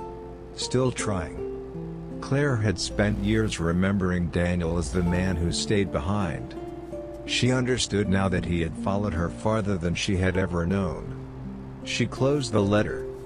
Outside, morning light spread across Hawthorne Lane. Her mother's house was quiet. But Claire no longer experienced that quiet as peaceful. There were too many voices inside it now. Daniel's, Rachel's, Evelyn's, and her own younger voice, buried inside a torn letter her mother had used to change the course of 2 lives. Daniel was already outside when Claire crossed the yard after breakfast. He was repairing a wooden garden bench beside the workshop. "You start early," Claire said. He looked up. "Always have. I remember." Daniel set down the screwdriver. Claire hesitated. "You said you'd tell me how you and Mom became friends." Daniel smiled faintly. "Friends might be generous. She let you fix half her house for free. She complained the entire time. That sounds like friendship to me." Daniel gestured toward another bench. Claire sat. "For years after Chicago," he said, "we barely spoke. I wouldn't have blamed you. I blamed her." Claire waited. "Then Laura and I moved back here permanently. Sophie was about 12. Claire calculated automatically. That would have been 15 years ago. Mom was still living alone? Your father had died the year before. Claire nodded. One winter, her furnace quit. Of course it did. It was 17 degrees. She still would have argued about paying someone. She did. Claire smiled despite herself. Daniel continued. I came over because I saw a repair truck leave and heard her complaining to the driver. You fixed it? Temporary repair. Then I found someone who wouldn't overcharge her. And after that? A porch board broke. Then the kitchen faucet leaked. Then somehow I became responsible for everything made of wood, metal, or plumbing. Claire laughed. It came unexpectedly. Daniel smiled too. For a moment, the past loosened its grip. Did you ever talk about Chicago? Once. Claire's smile disappeared. What did she say?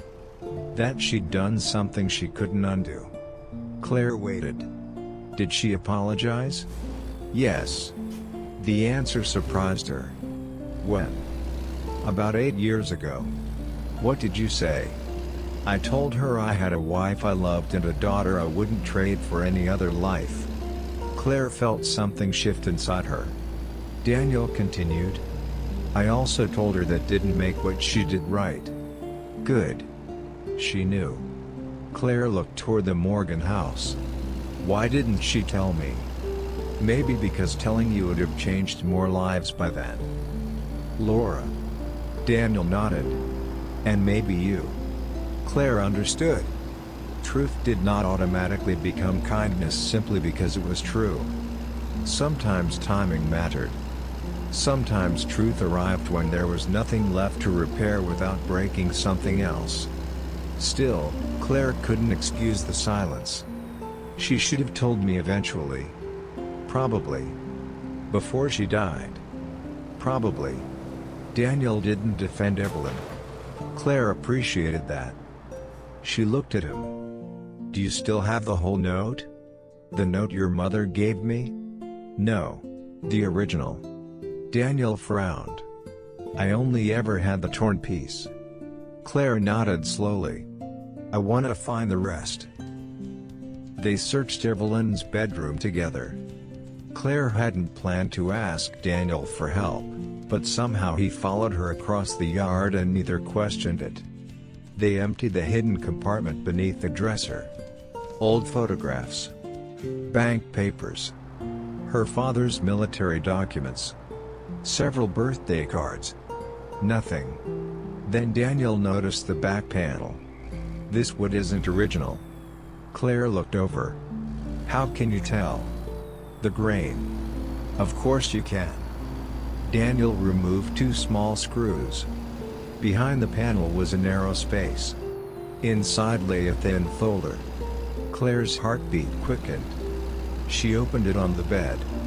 The first page was unmistakable. Her handwriting. 22 years old. The top portion of the letter she had written to Evelyn before leaving.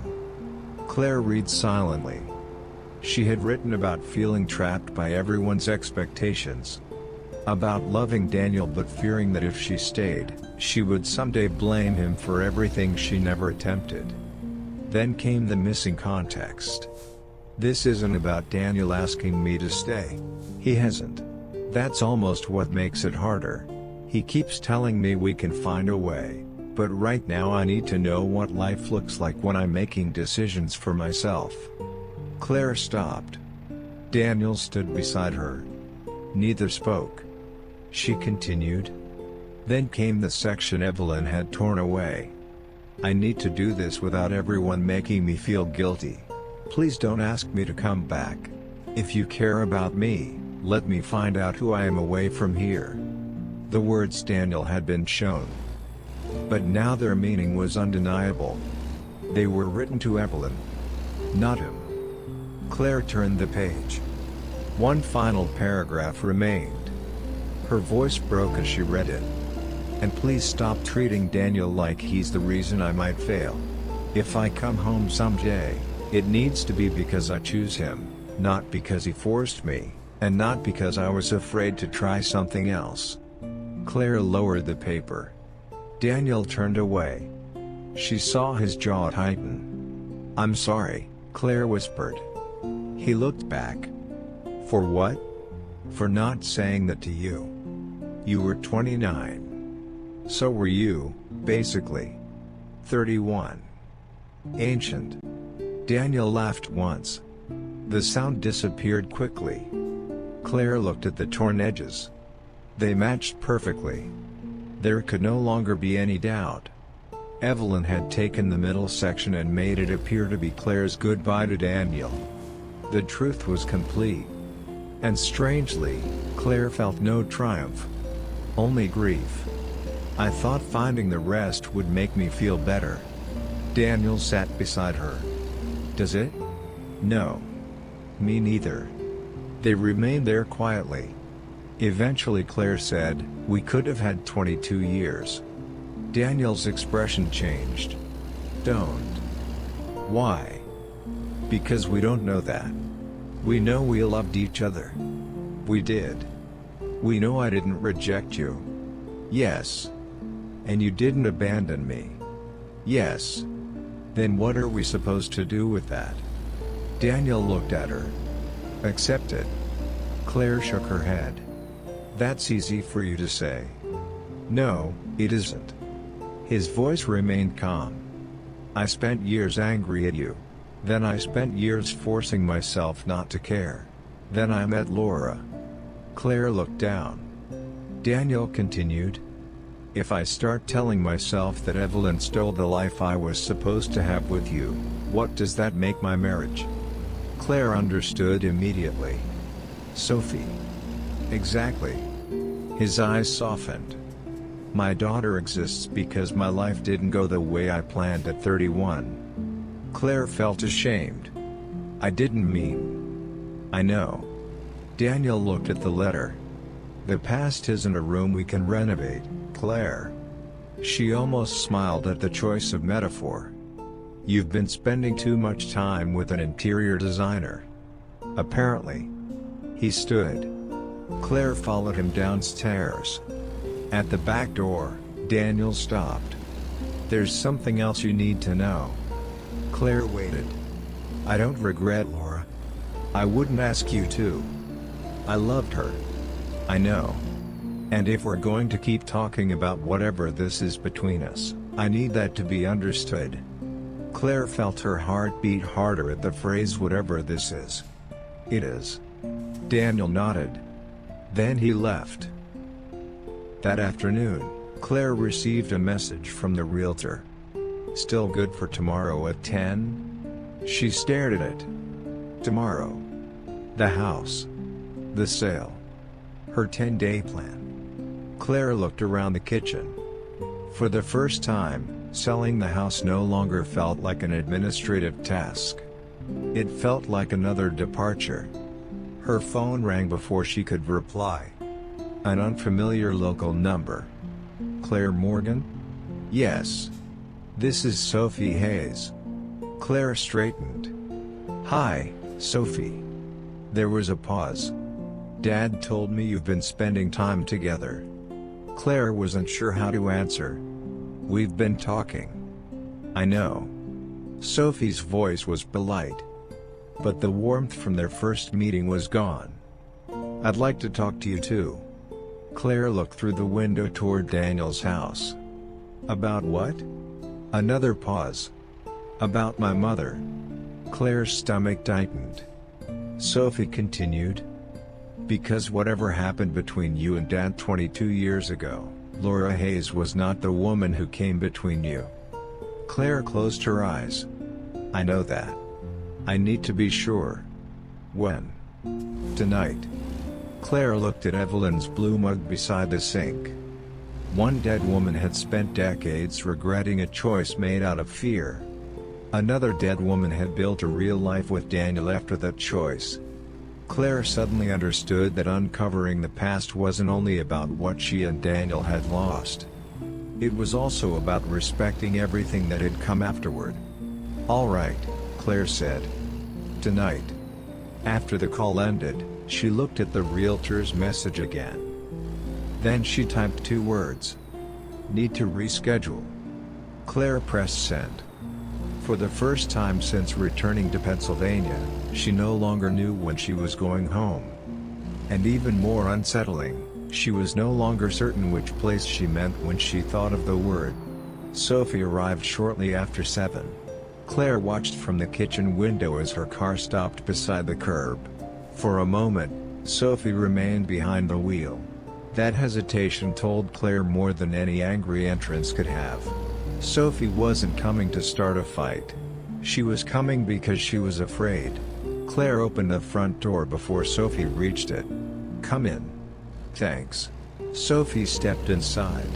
Her eyes moved briefly around the hallway. "I haven't been here since Evelyn got sick." "You came here often?" "When I was younger." Another piece of her mother's life Claire hadn't known. Claire led her into the kitchen. "Coffee?" "No, thank you." "Tea?" "I'm fine." They sat across from each other at the kitchen table. For several seconds, neither spoke. Then Sophie looked toward the window facing the Hayes property. "Dad told me about the letters." Claire nodded. "And Chicago?" "Yes. And what Evelyn did." "Most of it." Sophie's jaw tightened slightly. Claire waited. "I don't know what I'm supposed to feel about that," Sophie said. "You don't have to feel anything. That's easy for you to say."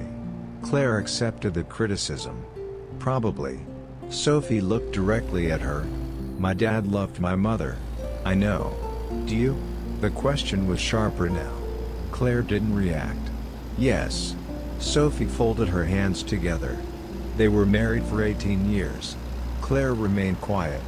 Dad made her coffee every morning. He drove her to every chemotherapy appointment. When she got too weak to walk upstairs, he slept on the living room floor because she hated the hospital bed we put downstairs. Claire felt her chest tighten. Sophie continued. "After she died, he didn't go into their bedroom for almost a month." "Sophie, I need you to understand." "I do." "No." Sophie's voice trembled. You understand that they were married. That's different." Claire let the silence settle. Then she said softly, "Tell me." Sophie seemed surprised. Claire continued, "Tell me what you think I'm not understanding." Sophie looked down. "My mother wasn't what happened after you." Claire didn't move. She wasn't plan B. She wasn't the woman Dad settled for because he couldn't have you. No. But now you're back, and suddenly everyone is talking about this great love story that was stolen from you. Claire heard the pain beneath the words. "It makes it sound like the life he had with us was somehow the wrong one. It wasn't." "How can you know?" "Because Daniel told me." Sophie looked up. Claire leaned forward. "Your father told me he loved Laura. He told me he doesn't regret his marriage." Sophie's eyes filled. "And you believe him?" "Completely." Claire paused. "I need you to believe something too." "What?" "I'm not here to erase your mother." Sophie's expression softened slightly. "I didn't come back for Daniel. I came to bury my mother and sell this house." "You're not selling it now." Claire glanced toward the realtor's folder on the counter. "Not tomorrow." "Why?" Claire considered lying. Instead, she told the truth. "Because I'm confused." Sophie gave a small, sad laugh. "At least that's honest. It's the only thing I can offer right now." They sat quietly. Then Claire asked, "What was Laura like?" Sophie looked surprised again. "Why?" "Because she mattered to Daniel." A long silence followed. Then Sophie smiled. It was small but genuine. "She was terrible at cooking." Claire smiled too. "Dad cooked?" "Eventually. Self-defense." Sophie told her about Laura. She had been a nurse. She loved mystery novels and old Motown records. She planted tomatoes every summer and complained when Daniel reorganized the garage. Claire listened. Not because she needed permission to care about Daniel. Because Daniel's life deserved to be known as more than the 22-year space between their goodbye and reunion. When Sophie finally stood to leave, nearly an hour had passed. At the door, she stopped. "I don't hate you." Claire smiled faintly. "That's encouraging. I just don't want him hurt again." "Neither do I." Sophie studied her. "What about you?" Claire didn't understand. "Who makes sure you don't get hurt?" The question caught her off guard. Claire looked toward the kitchen. For decades, the answer had been simple. Claire did. She protected herself by staying busy, staying independent, and never allowing anyone enough influence to rearrange her life. "I've gotten pretty good at that myself." Sophie nodded. "Maybe too good." Then she left. Claire stood in the doorway long after the car disappeared. Daniel came over 20 minutes later. He didn't knock. He stopped at the bottom of the porch steps. Sophie was here. Claire leaned against the railing. She was. "Should I apologize? For raising a daughter who loves you?" Daniel smiled. "No." "Then don't." He climbed the steps. "How bad was it?" "She threatened me with a chemistry textbook." Daniel stared at her. Claire smiled. "Relax. Not funny." "It was a little funny." Daniel shook his head. "She gets protective. She has a reason." His expression became serious. "Claire, Laura wasn't." "I know." Daniel stopped. "Sophie told me about her." He looked surprised. "Voluntarily?" "Eventually." Claire sat on the porch swing. Daniel remained standing until she moved slightly to one side. He sat beside her. "She sounds wonderful," Claire said. She was. There was sadness in his voice. But also warmth. Claire realized something important. She wasn't jealous. At 29, she might have been. At 51, she understood that love did not become less real because another love had existed before it. Daniel looked at her. "What are you thinking?" "That we've been asking the wrong question." "What question?" "What would have happened if you reached my apartment?" Daniel leaned back. "I've asked myself that more times than I should admit." "So have I." "And?" Claire looked across the yard toward the workshop. "We could spend the next 20 years imagining the 22 we lost." Daniel said nothing. "But every version would be fiction." "Probably. Maybe we would have married. Maybe. Maybe I'd have hated Pennsylvania." "Also possible." Claire nudged him with her shoulder. "You're supposed to disagree." "I'm 53. I value accuracy." She laughed. Then her expression softened. "You had Laura." "Yes." "You had Sophie." "Yes." "I had Chicago." Daniel looked at her. "And?" Claire considered the question. "My career. Friends. A business partnership for 6 years. 3 apartments. One terrible relationship with a man who thought buying expensive wine was a personality." Daniel laughed. Claire continued. "I traveled. I made mistakes. I became someone I probably couldn't have imagined at 29. Do you regret it?" That question was harder. "No." Daniel nodded. "Neither do I." Claire felt tears threaten. "That's strange, isn't it?" "What?" "To grieve the life we didn't have without regretting the lives we did." Daniel considered that. "No." He looked toward the darkening street. "I think that's just being old enough to understand two things can be true." Claire smiled. 51 isn't old. I was talking about myself." "Good recovery." They fell quiet. After a while, Daniel's hand rested on the swing between them. Claire looked at it. 22 years earlier, she would have reached for it without thinking. Now the distance of several inches felt significant. "Daniel?" "Yeah?" "I postponed the realtor." He turned. "Why?" "I don't know yet." He studied her. "Don't keep the house because of me." Claire almost laughed. "Do you hear yourself?" "What?" 22 years later, and you're still refusing to ask me to stay." Daniel smiled. "I'm consistent." Infuriatingly. Then his expression became serious. "If you stay, it has to be because you want to." Claire looked at him. Her mother's great mistake had been believing love and freedom were enemies. Claire had spent most of her life believing the same thing from the opposite direction. She had protected freedom by keeping love at a safe distance. Maybe both women had been wrong. Claire moved her hand across the wooden seat. Her fingers touched Daniel's. This time, neither pulled away. He turned his hand slowly, allowing her palm to rest against his. No dramatic kiss followed. No declaration. Just two people sitting on an old porch, holding hands for the first time in 22 years. It was enough. The next morning, Claire called the realtor. "I've changed my plans." There was a pause. "Would you like to reschedule?" "No." Claire looked around her mother's kitchen. The faded cabinets. The repaired pantry door. The blue mug beside the sink. "I don't want to list the house." "Are you sure?"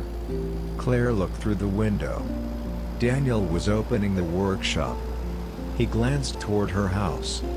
Claire smiled. "For the first time since I got here," she said, "I think I am." After ending the call, Claire opened her laptop. Her return flight to Chicago was scheduled for Sunday. She moved the cursor toward the cancellation button. Then stopped. Daniel's words returned to her. "Don't keep the house because of me." Claire closed the airline website. She wasn't going to abandon Chicago. And she wasn't going to abandon Pennsylvania. Not yet. For most of her life, Claire had believed important choices required one door to close before another could open. Chicago or Daniel? Career or love? Leaving or staying? Perhaps that had always been the mistake. Claire walked onto the back porch. Across the yard, Daniel raised a hand. She raised hers in return. The 22 lost years still existed. Nothing could restore them. But Claire was beginning to understand that a second chance wasn't an opportunity to rewrite the first ending. It was permission to stop treating that ending as the end of everything. 6 months later, the Morgan house still stood on Hawthorne Lane. The for sale sign never appeared. Instead, on a cool Saturday morning in October, Claire stood in the front yard with a paper cup of coffee and watched two painters argue over which ladder belonged to whom. The shutters had been removed for restoration. The porch floor had been repaired. Several windows were being replaced, and the faded white exterior would soon receive its first fresh coat of paint in more than a decade. Claire had spent most of her professional life transforming other people's homes. This was the first time a project felt like it was transforming her. "You're staring again." Daniel's voice came from behind her. Claire turned. He walked across the yard carrying a toolbox. "I am supervising." "From 30 feet away?" "That's executive-level supervision." Daniel smiled. 6 months had changed them. Not dramatically. There had been no sudden decision for Daniel to move into the Morgan house. No engagement. No declaration that fate had returned what had been stolen from them. Claire was grateful for that. Their first attempt at love had been shaped by urgency. Their second was shaped by patience. Daniel climbed onto the porch. "Kitchen cabinets arrived Tuesday." "I know. You've changed the hardware twice." "Once." "3 times." "2, maximum." Daniel gave her a look. Claire smiled. Some things had returned easily. Others hadn't. There had been awkward dinners. Arguments about the past. A weekend in Chicago when Daniel seemed uncomfortable in Claire's polished apartment and Claire became defensive because she thought his discomfort meant criticism. It didn't. He simply wasn't used to elevators that required key cards. Claire had laughed so hard when she discovered that she had nearly cried. Daniel had not found it funny. That made it funnier. But they were learning. Not how to become the people they had been. How to know the people they were now. Claire had not moved permanently back to Pennsylvania. That surprised almost everyone. Especially Rachel. "You kept the house but you're still paying for Chicago?" Rachel had asked. "Yes. That sounds expensive." "It is. Mom would hate that." "That's becoming a point in its favor." Rachel had laughed. Claire now spent roughly half each month in Chicago and the other half on Hawthorne Lane. Her design firm had adapted more easily than she expected.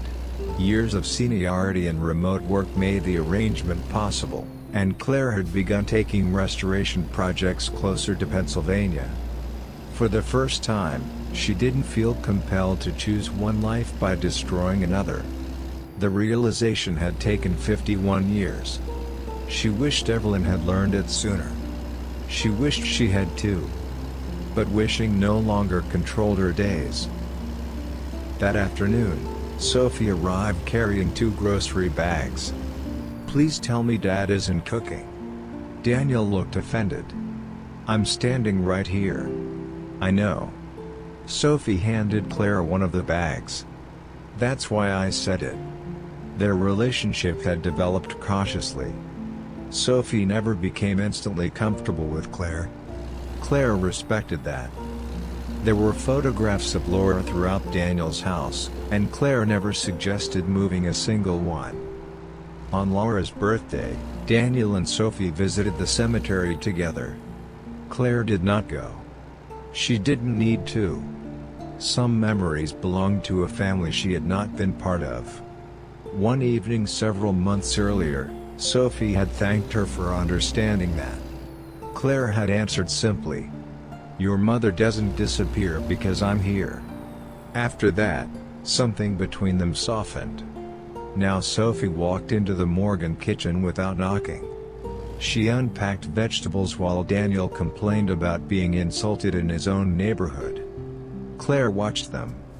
Once, the sight might have hurt. Now it made her understand Daniel more fully. This was the life he had built. Not the life that replaced Claire. His life. And Claire had one too. The difference mattered. Later that evening, Rachel arrived from North Carolina. She had come to help Claire sort the last boxes stored in the attic. They found Christmas ornaments, school photographs, old tax returns and 3 lamps neither sister wanted. Then Rachel uncovered Evelyn's journal. Both women became quiet. Claire had read every page. Some entries had angered her. Others had broken her heart. Evelyn's regrets had not ended with New York. She regretted being impatient with Thomas. Working too much when her daughters were young. Not traveling after retirement. Waiting too long to apologize to Daniel. And, more than anything, confusing her daughter's independence with her own unfinished dream. Rachel sat beside Claire on the attic floor. "Do you forgive her?" Claire looked at the journal. 6 months earlier, she would not have known how to answer. Now she did. Yes. Rachel looked relieved. Claire continued. "But forgiveness doesn't mean I think what she did was acceptable. No. It means I don't want to spend another 22 years letting one decision she made control me." Rachel nodded. Claire ran her fingers over the worn leather cover. "I wish she'd told me herself." "So do I. I would have been angry." "Definitely." Claire smiled. "Probably awful." "Absolutely. But I would have listened eventually."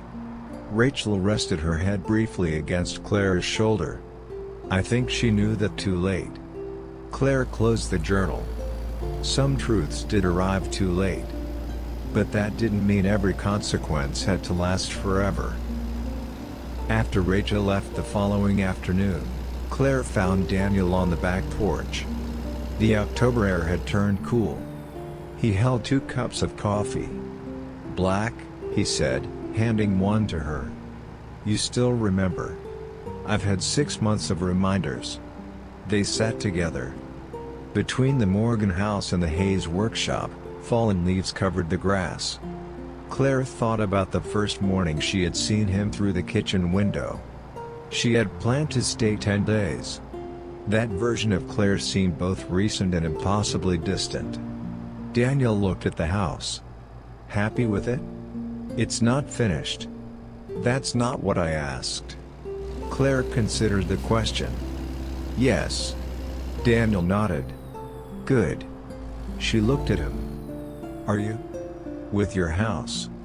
With this?" Daniel understood. Their hands rested close together on the porch swing. "Yes." Claire waited. Daniel smiled. "You expected something longer?" "Maybe. I've gotten more efficient with age." "That's disappointing." He laughed.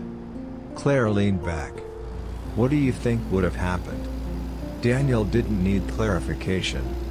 "If I'd reached your apartment?" "Yes." He thought about it. "I would have apologized. I would have pretended not to care." "Definitely. You would have annoyed me." "Within 5 minutes." Claire smiled. "And then?"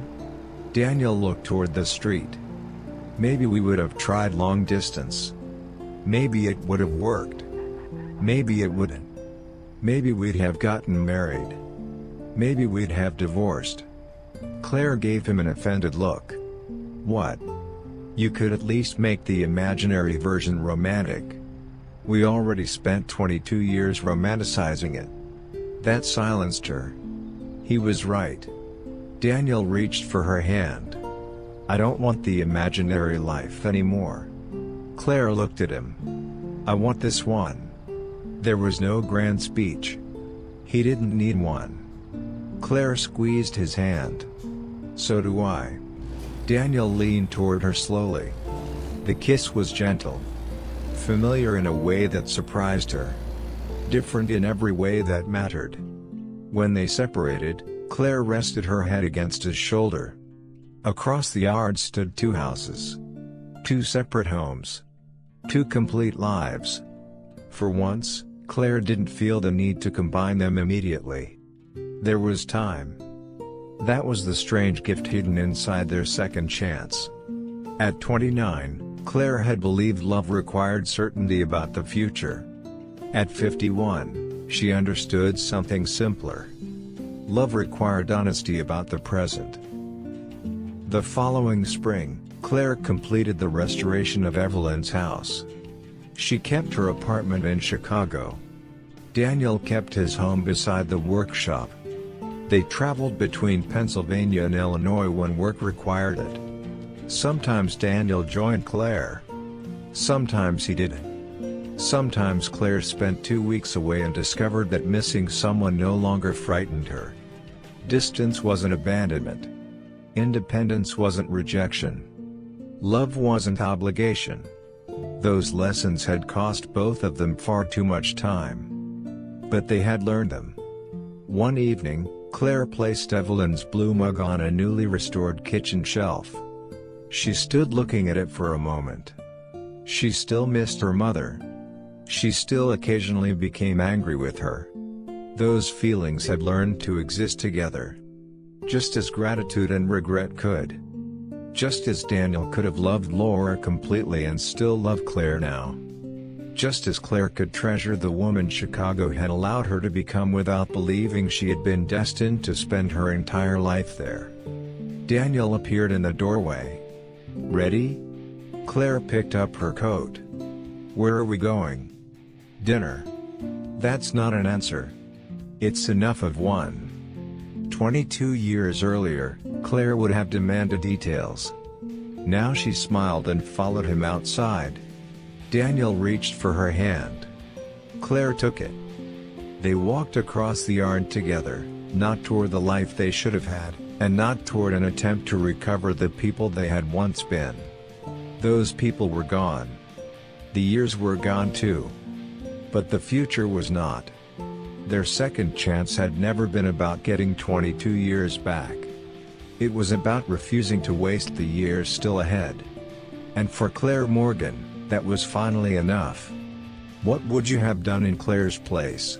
If you discovered after 22 years that the person you once loved had never truly chosen to leave you, would you give that love another chance, or would too much time have passed?